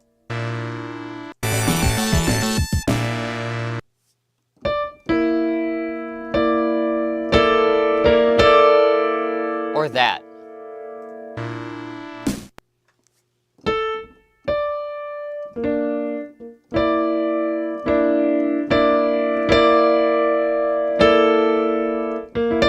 I hear that definitely.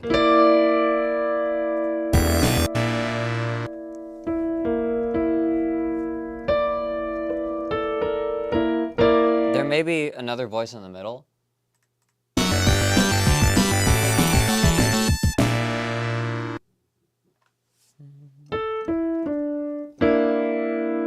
Yeah, no, I think it's just that. So we have the tritone of E, and then it's minor 7th with it, basically as constituent parts of those chords. So it's a very dense, very clashy kind of chord.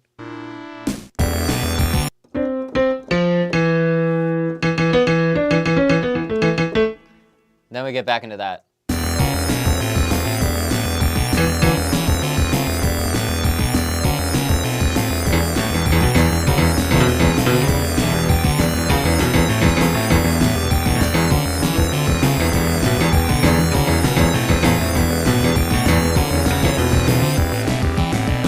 Yeah.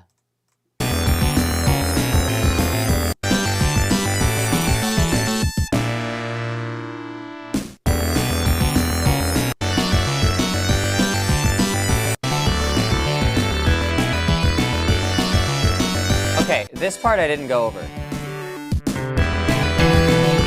Or is this just actually that? Okay, so this also does a 1, 7, 6, 7, 1, and then it starts going up.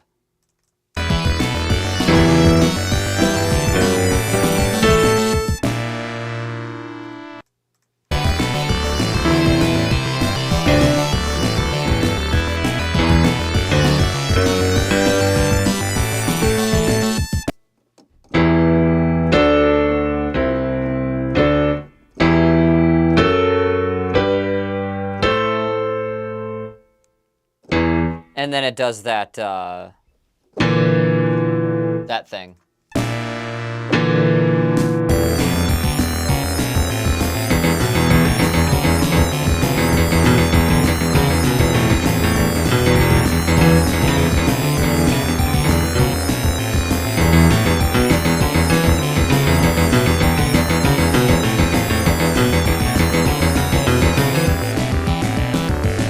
got it.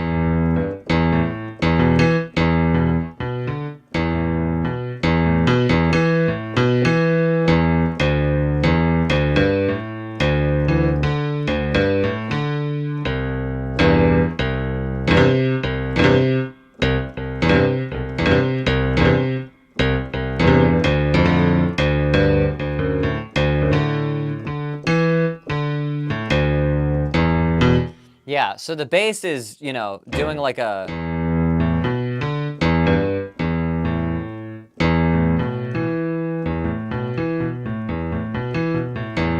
doing this like kind of sus4 thing here. And it carries that down.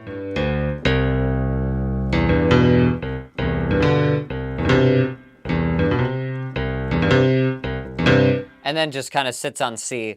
And so like that section, the bass is sort of just following, it's throwing some funky, you know, fourths in there, but it's mostly following the chord descent as it's happening.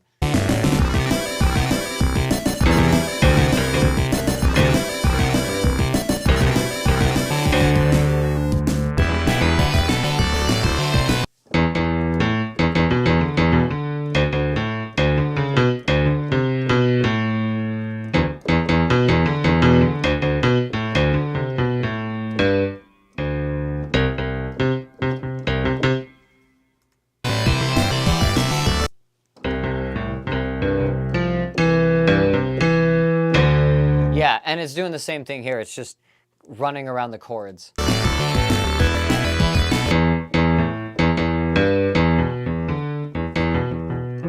And doing it in a similar rhythm to like the A section.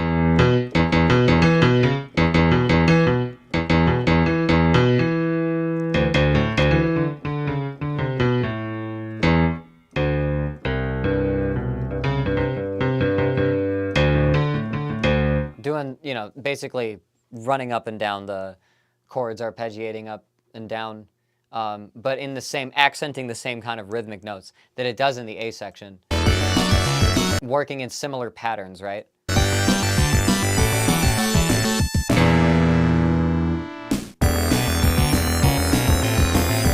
Yeah, and then that brings us back to the A section.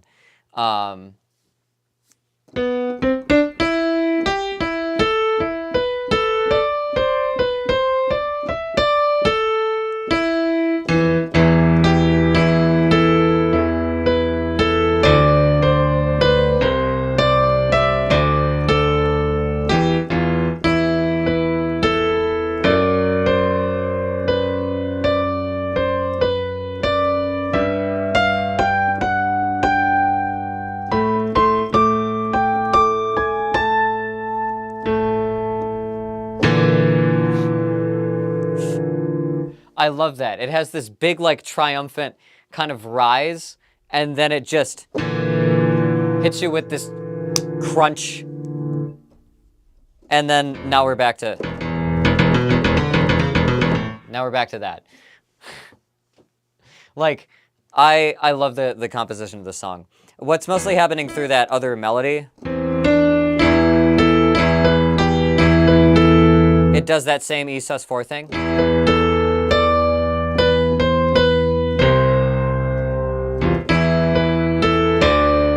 Hits the D up here when this hits the D here.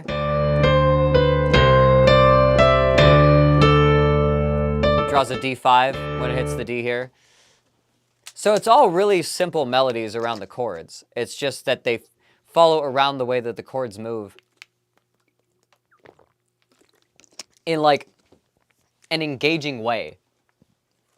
Not doing a zillion arpeggios up and down, but keeping what it does do within those like harmonic spaces interesting, and doing it, you know, sometimes if you hang on something longer, the next note that you go to will be different than what they expect if we're in a different chord than what you would usually hear, right? So, like, it's sometimes hanging back and doing less notes makes the melodic jumps between all of, you know, the root changes more engaging.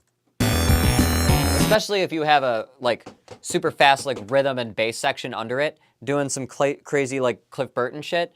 Like, that's, you know, this is the pinnacle of, like, Sonic boss music for me.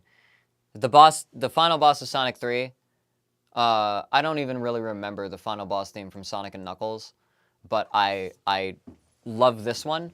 I love it so much. And right quick, I'm gonna look up Big Arms Sonic Generations. If I have not convinced you,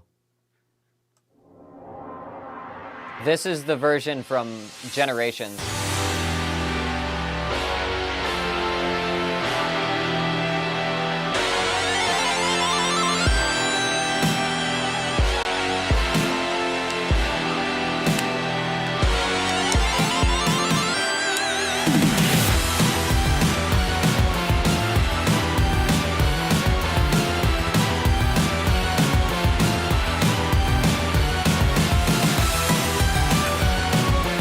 You can hear those.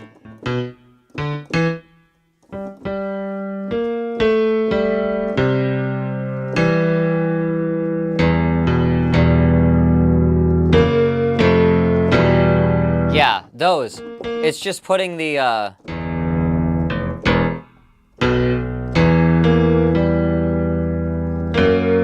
major, or like the third intervals up top. I like that. I think it was very similar to David's theme from Battle Arena. They probably got inspiration from Big Arms, or I don't know when that game came out.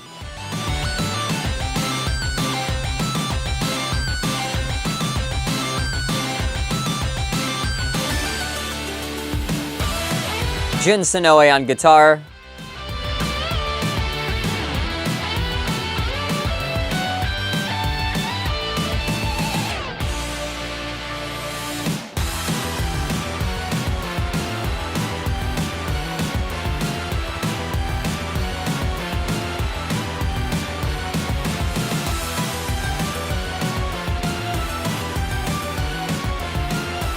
I could vibe to this all day, but I got more songs to do.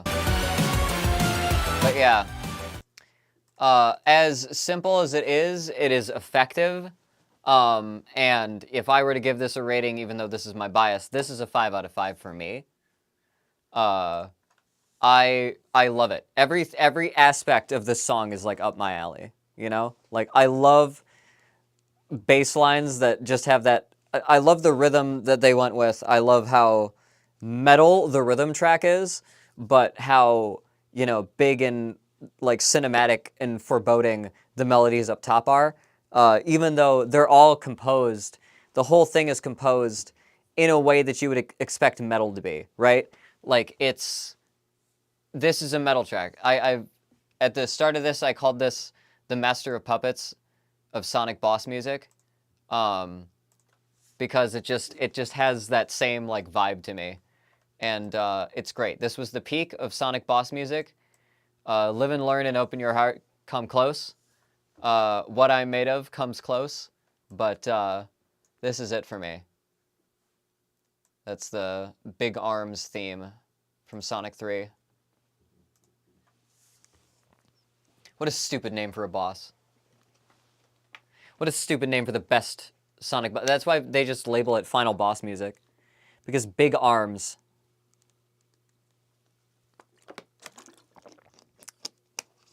What a god-awful name for a boss. But that's it. Because the final boss got big arms. Yeah. I know they were on a crunch.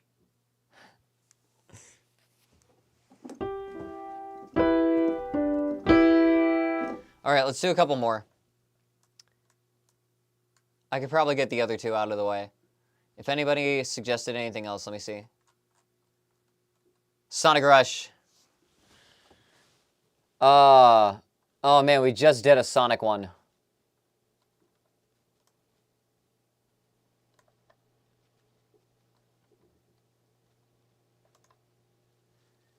There's a Pokemon one. Resident Evil 2. You know what? I've heard of Resident Evil 2.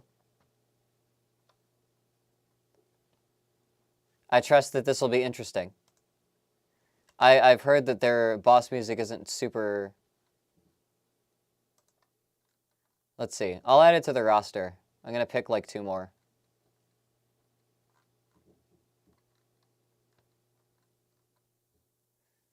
If I didn't just do a Sonic one, I would do another Sonic one.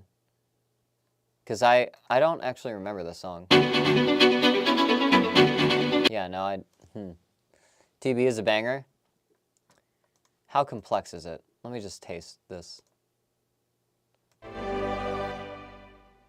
What are we doing? What are we doing? Okay, this kind of thing. I hear. All right, the other 2 that were in the roster. One is called Crosscode. I haven't heard of this game before. It's like 5 minutes long. There's one from Bravely Default that is 6 minutes long. This Resident Evil one is 3 minutes long. So I think let's go with the Resident Evil one first. So let's do that. All right.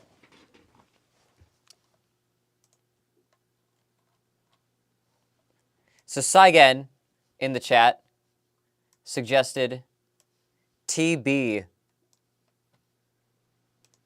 from Resident Evil 2. I know quite a bit about the Resident Evil series. I've learned a lot through osmosis over the course of my gamer career. It was one of those kinds of things that the Flash animators on Newgrounds would like talk about a lot and poke fun at. So, you know, you learn things through osmosis that way.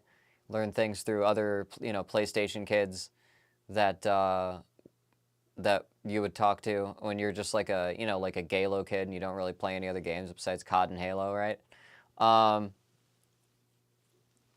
Anyway.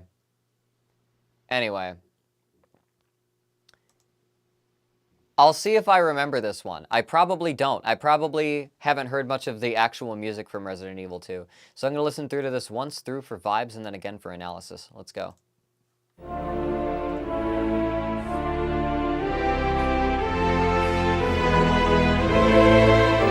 Okay, so big anthemic vibes.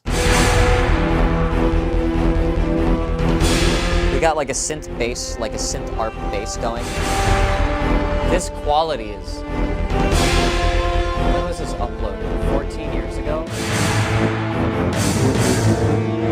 Is there a newer upload? Hang on. This is very compressed. I just want to see if there's a newer upload of this.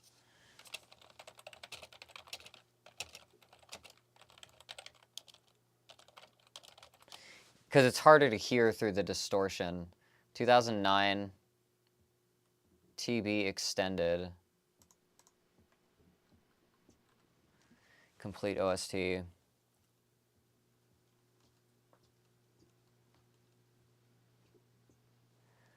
Tyrant's theme number 2. Is this the same one? This is a little better.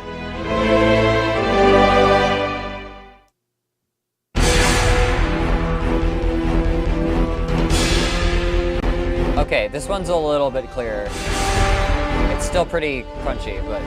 Alright, we'll start over on this one. Alright, so from the top, once through for vibes, again for analysis.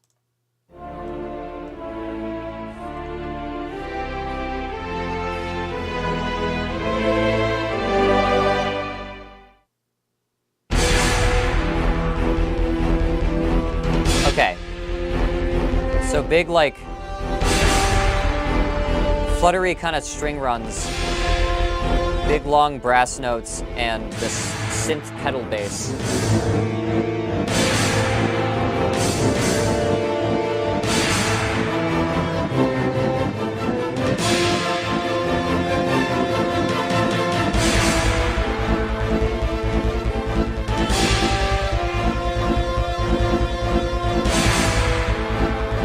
lot of pedaling while doing like half step and like other dissonant stuff over it.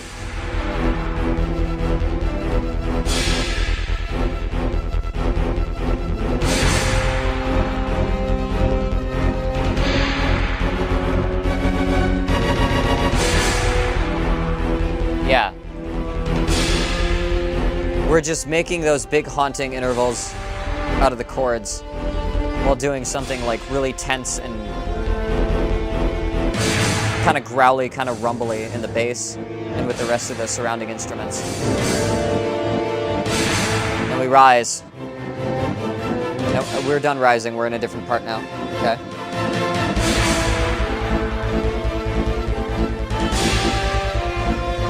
Is that weird? I don't know if that's like a vocal synth or supposed to be a reed instrument of some kind.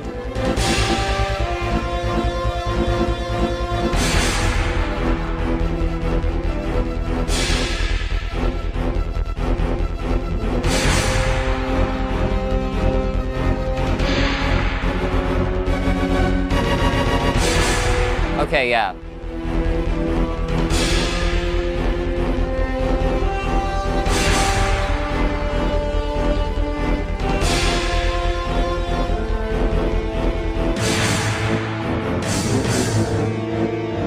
Okay, then you get this dissonant chord built up.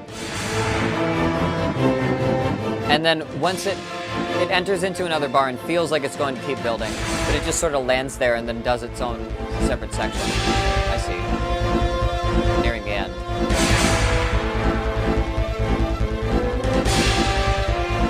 Then big hits. And we start to fade. Or, yeah. Okay. Okay. I'm gonna take a quick. And I shouldn't have eaten my protein bar. Hang on. Let's just get a handful of. This is music to eat pistachios to right now, okay? Just 1 second. I've arranged the shit out of this track, so if you'd like to hear what it sounds like with strings only, I can send you a link. Oh, interesting.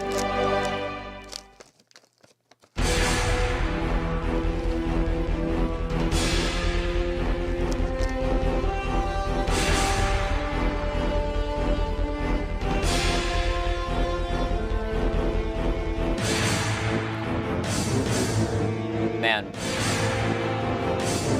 I do gotta say, even though these are seasoned, pistachios without the shell kind of hit different in like a bad way. It's not, it feels cheap. I feel like I'm going too fast.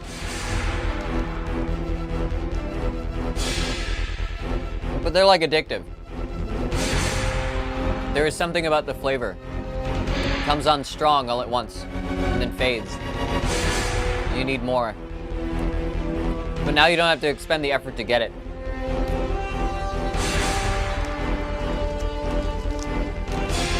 Send me a DM. It doesn't look like it's the right account. Just post it in the VGM chat, like outside of any of the threads.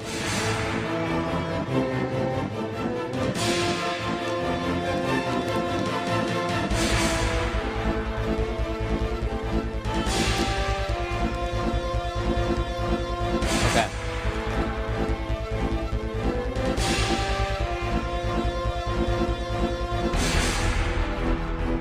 You haven't earned the right to eat them until you hurt your fingers? Yeah, you gotta get those pistachio calluses.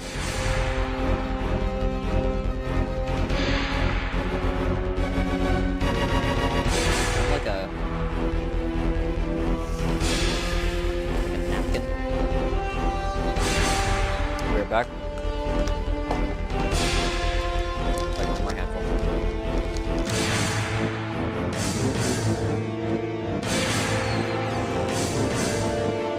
Sorry for the snack break.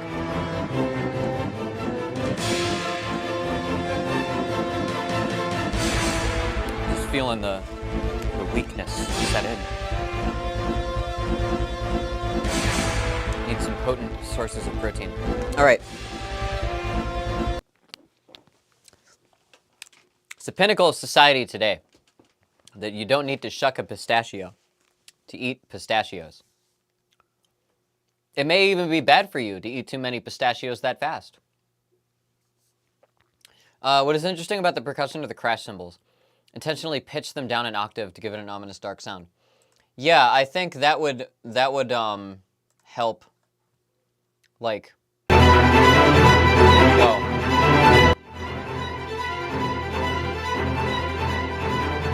Yeah, so this is just like the string flutters. Yeah. Yeah, I've done the same things with like other like video game songs. I used to mess around with the Halo songs a lot. That definitely sounds a lot clearer. It definitely is easier to hear.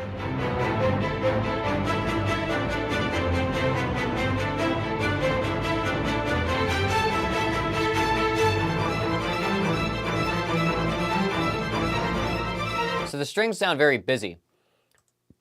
And there are other instruments in this that are not as busy, right?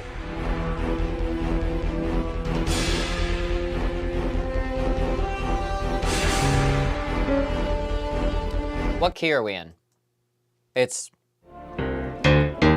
E.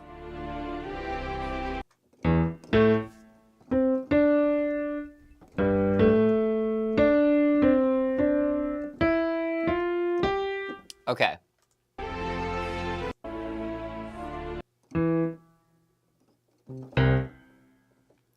What the hell is the root here?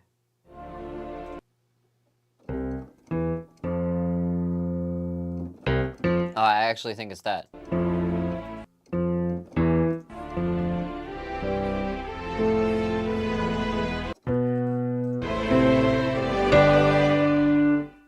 Okay, so that just goes up the white keys.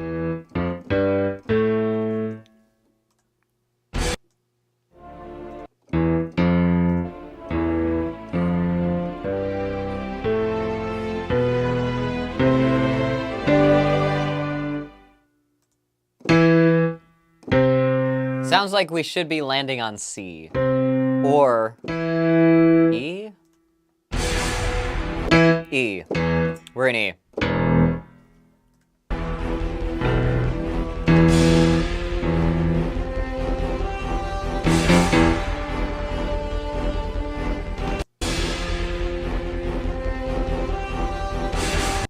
So yeah, we have that string.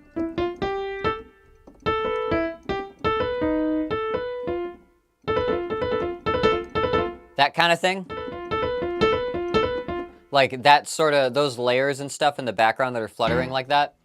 That's sort of like increasing the tension naturally. We do have a big synth thing sort of pedaling on a low E.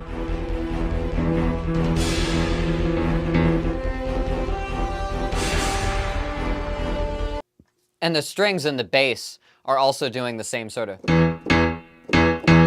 just E pedaling.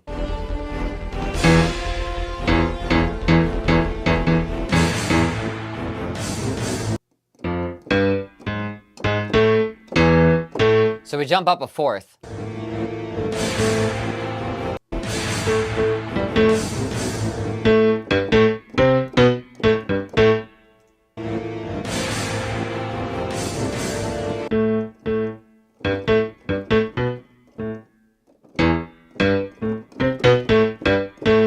Something like that.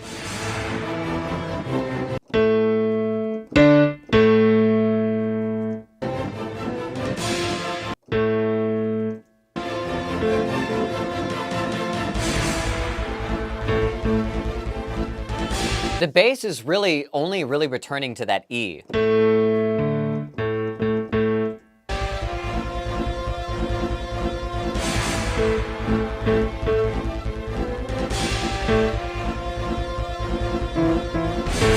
Actually, we're in A. This is an A.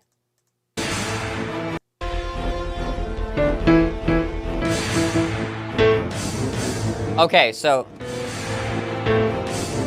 yeah.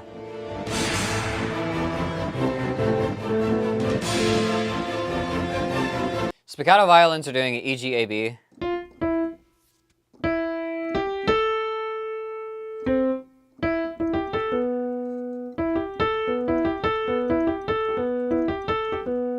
then G, G, A. And then F, G, A, B.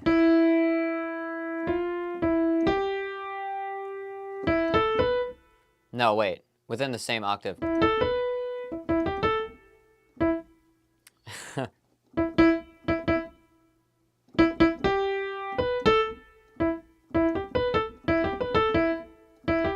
Oh, like ascending.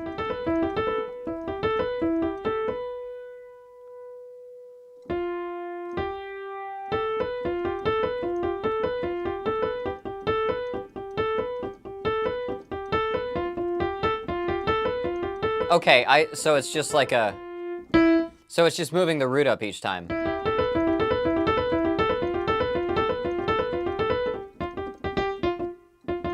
Wow. Wow. It's hard to play that.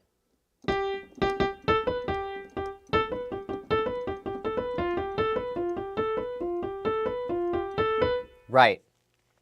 Okay, so that's sort of hinting at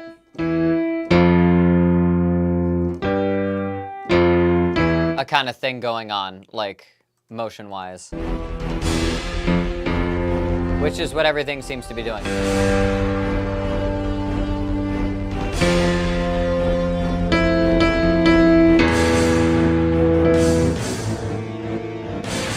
Yeah, so that first section, essentially, even though we have this low E pedaling,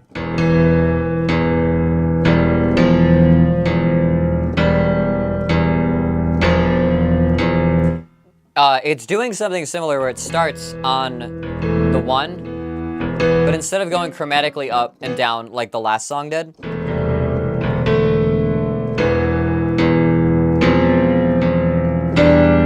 it actually goes just 1, 2, 3.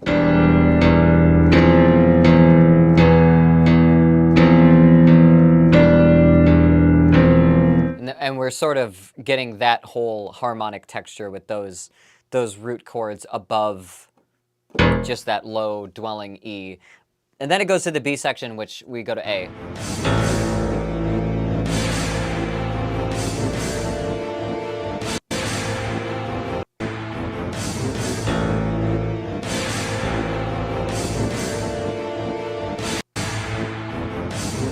Come on.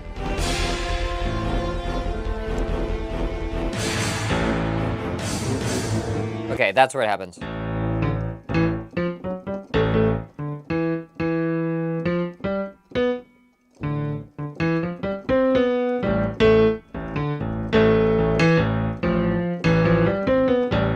We have something like that going on. Yeah.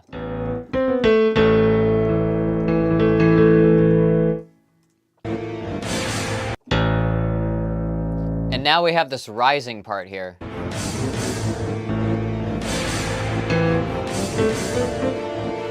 it starts like right from when we go to the A.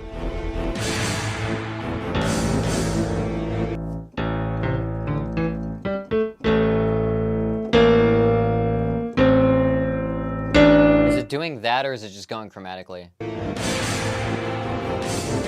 Yeah.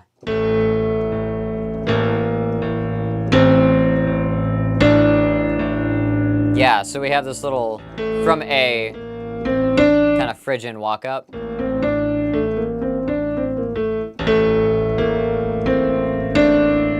Yeah.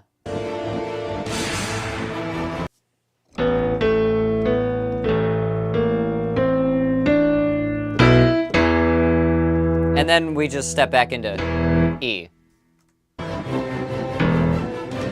Or do we? Ah, no. We step into E as a fifth of the A, which we go back to. Okay, I see.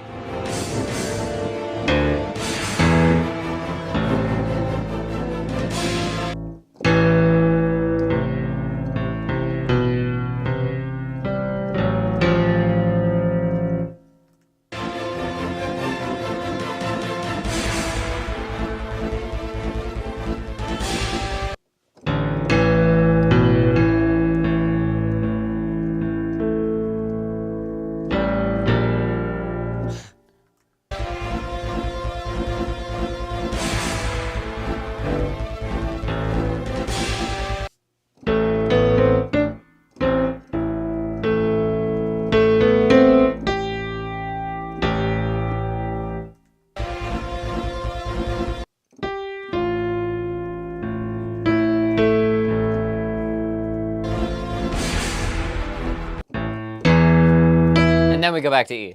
Okay. Okay.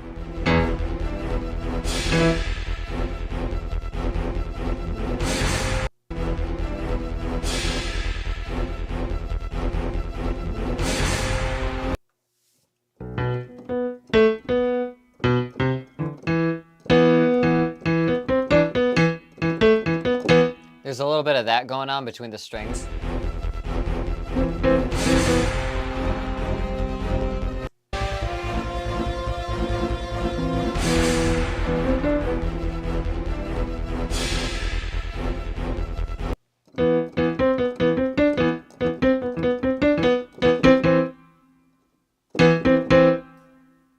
The horns are doing something wild at the transition.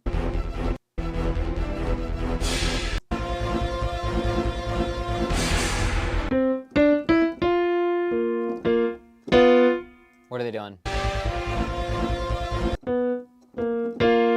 A fifth? Over F?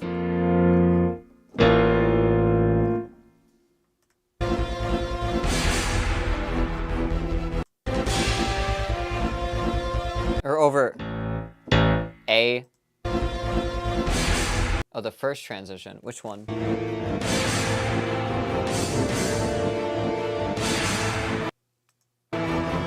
It sounds like one just hangs in place.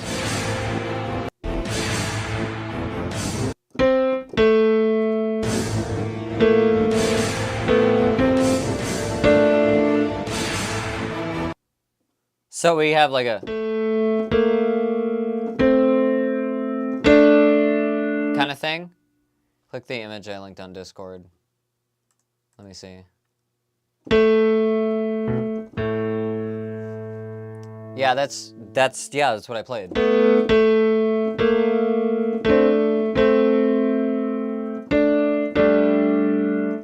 Or does it? Wait. So the first two stay there.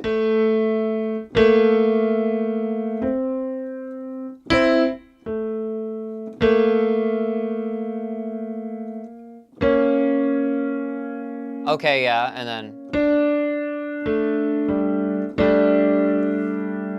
A. No, what?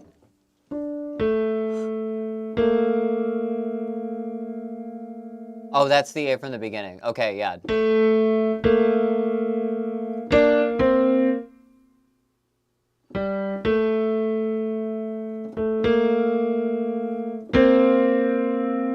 Is that C or C sharp? And then both of them like that? With, that's D? Yeah. So,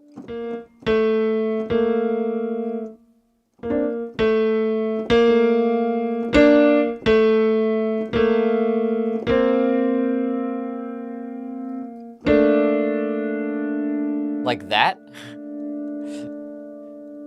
That's kind of wild.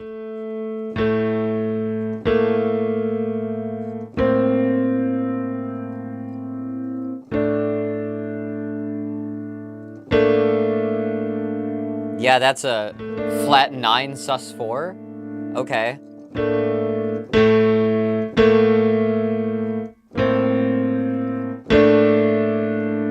Cool. It definitely sounds like what they're aiming for is a lot of clashing intervals over the surroundings that still sound like it's rising. So you still get that sort of thing going on, right?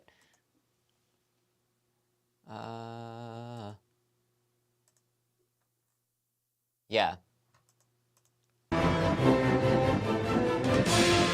Where was I later?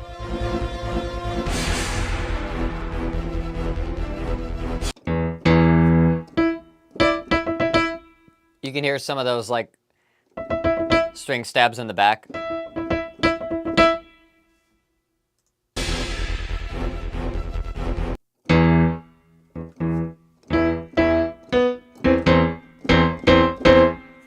Just playing with really wanting this E to move from E, but it doesn't.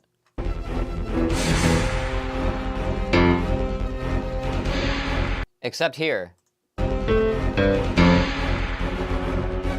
So now we finally move to F for a little bit. Then to F sharp, and then B flat, which is a tritone of E.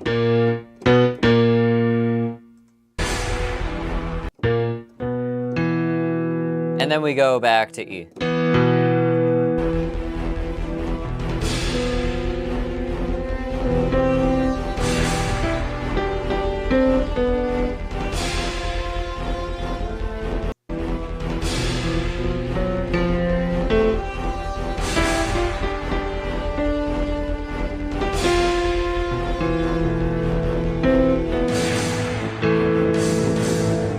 Moves like E, A, E, F.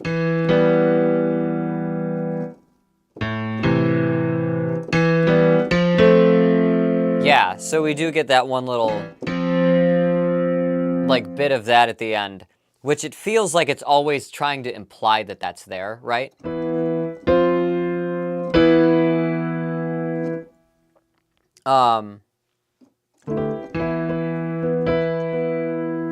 And, like, that's just, like, key center, right? Like, everything stays there for a while. This pedal's in one place for a while. Pedal's in A for a while, and then it rises up out of A.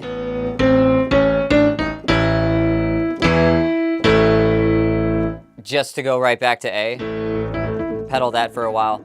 And then when we come back to E for another, like, big return to E section, we go to F momentarily, just to make the big 1-2 stomp, kind of like resolution chord movement.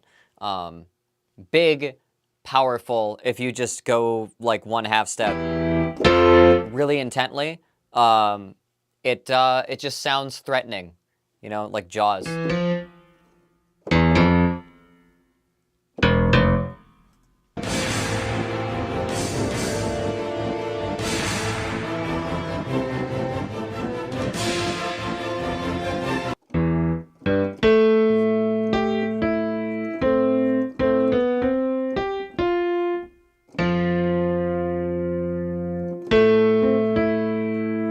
So now we have this back in A. We have like some implied chord motion here.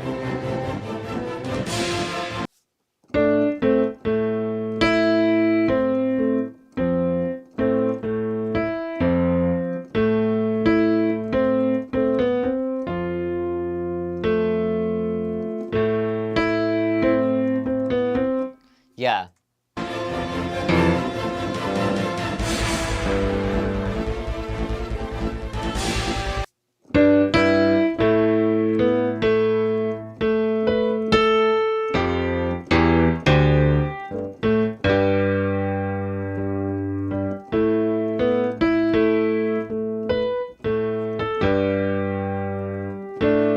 There's like things that are just feel like they're being implied. Or that sounds like it's being implied.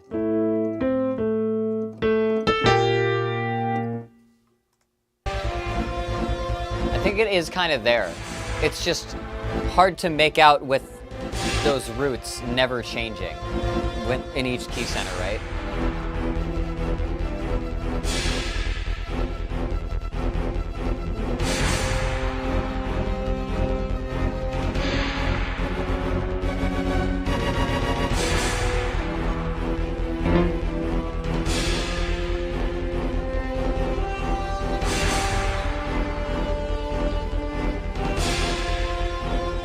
Yeah.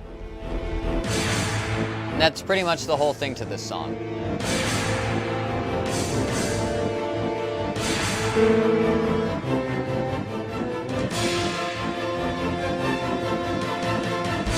So, this song is using samples apparently. This is just essentially MIDI data with played out with samples. And for that limitation, it sounds pretty good. It definitely has a lot of like fidelity. It has enough fidelity that you would need to get all of the tension and the close rubbing intervals and like not having those just sound like complete mud, you have enough fidelity there for it to actually render a really, you know, to do that piece justice, right? More so than like other consoles before that era would have been able to. Or that other titles on the PlayStation would have been able to, quite frankly. So that says something to the music direction, I think. Let me eat more nuts real quick.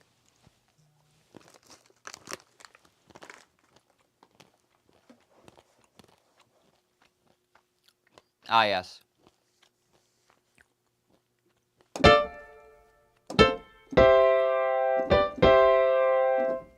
But yeah. So this moves its chord center around a little bit. Starts on a 1, goes to a 4, goes back to 1, goes to a half step. Pretty boss music-y. And it's got a lot of big rubbing intervals that it's not afraid to push against each other. You know, that kind of thing. I think, ultimately, I wish it had a little bit more melody. I wish it had a little bit more going on besides just all of the chord swells. There's a little bit. There's a little bit of melodic elements in it. But nothing that themes... nothing that themes thematic. Nothing that seems thematic. The melody is in the horns. Yeah, I'm just saying that there isn't a whole lot of it. Like, to be discernible as melody.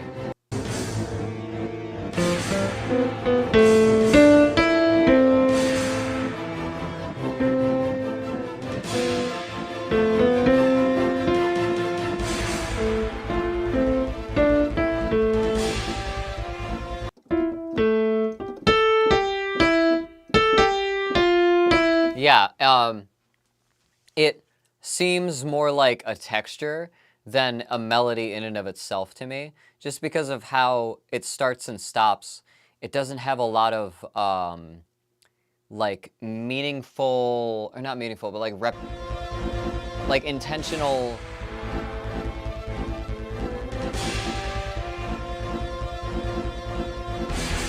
To me, just as a musician, I don't feel like there's enough... There is a sort of repeat in a phrase, like a variation on a phrase, but it doesn't seem like engaging enough to like grip me as like a theme.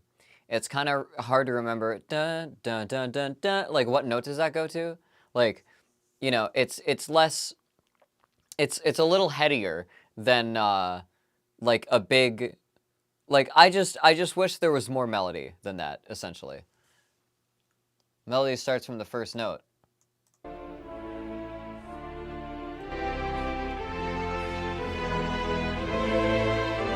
These are just swelling with chords. Dun dun. Dun.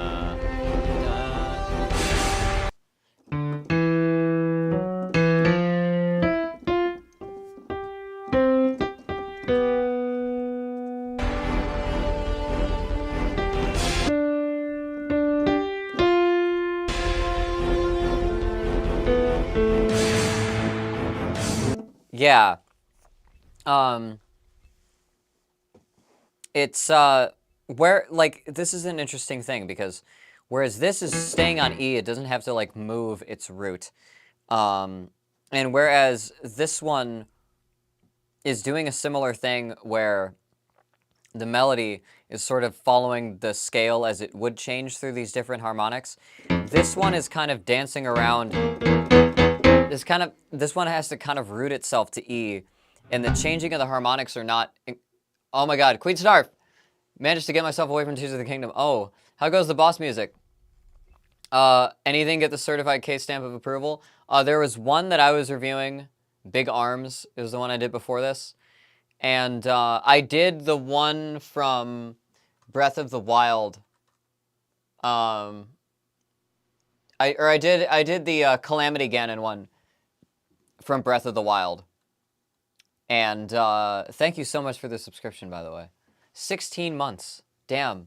So you have a first next to your name. So I can't see, like, the moon phase. Crazy. You will always have first. You never have to comment first, ever. It'll always be there. But yeah, the Calamity Ganon one was pretty cool. I listened to One Winged Angel from Final Fantasy VII. Yeah.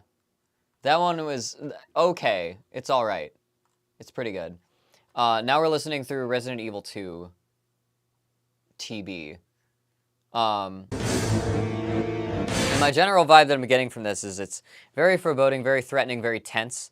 All of the elements in it are trying to push that tension. All of the melody is trying to kind of go for those big, impactful, da-da, like kind of landing, sort of sweeping motions.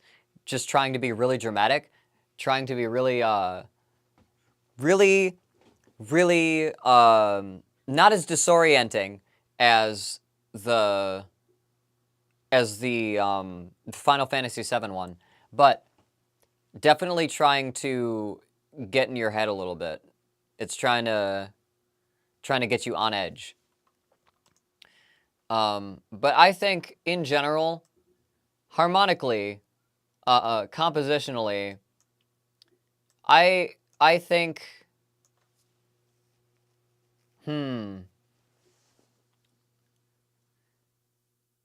like, limitations of it using a sound font aside, like, it sounds really good, like, as the sound font. I think you're fighting against a boss that can't be killed by conventional means. Isn't that most bosses? Isn't that kind of the point of, like, a final boss, is you have to do a bunch of shit to get to there to be able to kill them? I feel like that's just, like, a video game thing, right? But Mr. X. Okay, you're fighting Mr. X. Whoa! Queen Snuff gave $150. Jesus. Most excellent. Why- Thank you for the review. Hang on, why As didn't it go soon into as the bar? Tears of the Kingdom Thank you stops so being much. a spoiler, I'll be sure to submit some of the soundtrack. Hell yeah. It's absolutely fantastic. Thanks for doing the... Thank you. I'm sorry I cut you off. Holy shit.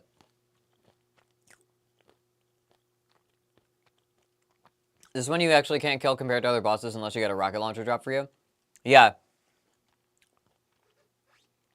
I'd imagine it'd be something like that.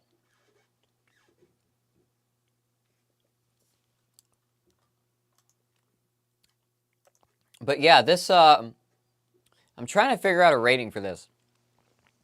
Because there are a few things in it that impress me. But compositionally, I'm not super interested.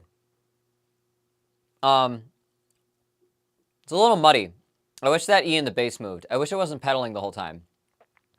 I wish it would return to pedaling, but that it would move off of its pedal, you know? Like that it would arpeggiate for an eighth note, a 16th note, a quarter note, like just away from E or away from A. I wish that it did that more. That's the main thing that bothered me. It could have been so much clearer if it just did that a few times. A few times. But yeah. Yeah.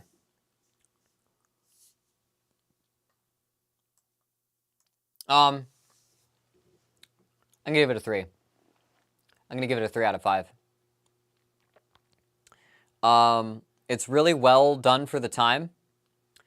Yeah, it feels like the vibe is there, but it doesn't have much to say. Yeah, like stock music. That's the kind of vibe I get. Seems a little hollow. I don't know what is characteristic about Resident Evil about this, you know? Like that, I don't know. This isn't giving Resident Evil to me, you know? But, yeah, that's the Tyrant's theme. This is, the Mr. X boss battle from Resident Evil 2. It's alright. That's 3 out of 5. That's Half Moon for me. And I think that's the last one we're gonna do today. There were another 2. There was, Bravely Default, and there was The Ultimate Experience. One's 5 minutes, one's 7 minutes. Bravely Default, I'm kind of scared of. Not scared of, but like I don't want to do JRPG. Final boss theme. And Crosscode I've never heard of, and I have no idea what to expect. I may cover these in like a MISC stream sometime in the start of the season 2 of this. I'm not going to be doing any video game analysis next week, so after tomorrow, which is the credits like ending theme, I will have a lame duck stream week session where I'm just going to be working on music from Mixed Feelings and just doing chat stuff, chill chat stuff, because I have to spend some time rearranging some things in here and like test some other things out, and I may do that over the course of the next couple streams. And then next Thursday, whole rebrand is happening. New layout. I'm going to have a couple new features. It's going to be fun.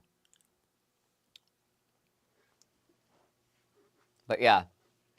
That's all I got for the night. I don't know how much longer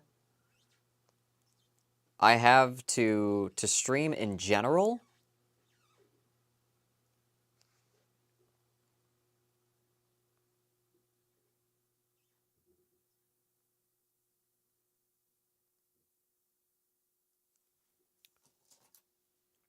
But yeah. Yeah, like, I'm just gonna have, like, some lame duck sessions. But yeah, cheers for the stream, mate. Great stuff as always. Thank you. Thank you for your submission. Thanks for stopping by and showing up. And also, were you always a... I can't even tell. You were always a subscriber. Okay. Thank you for the sub. All right. I'm gonna wind down. Maybe eat the rest of my pistachios. Go up and eat more food. Tomorrow is credits music. Ending theme or credits music. And we got, let's see, 6. 1, 2, 3. We got 3 suggestions so far, so hop on it. That's a C major 7.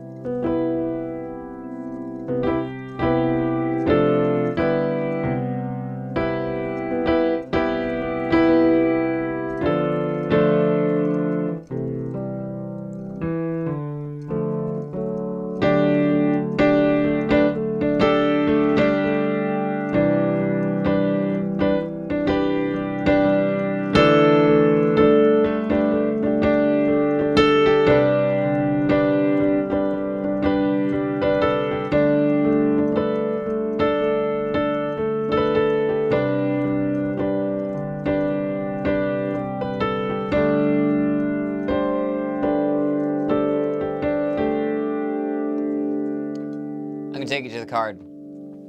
Who do we raid? Who are we raiding? Let me check the chat. Live notice. Redacted's live. I haven't raided Cherry Cheshire. Are they still going? Yeah. What are they doing? What are they reading? What is this? Medallion. Oh, these are... Okay, they're reading about Destiny shit. You know what? You know what? I play me some Destiny 2, I gotta tell you. And I feel like I should support another D2 streamer. Yeah. Okay, we're gonna raid Cherry Cheshire Cat. Hop in. Let's do it. Let's get hype. Just say...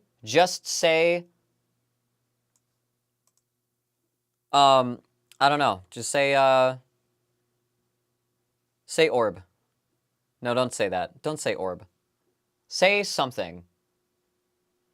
Say what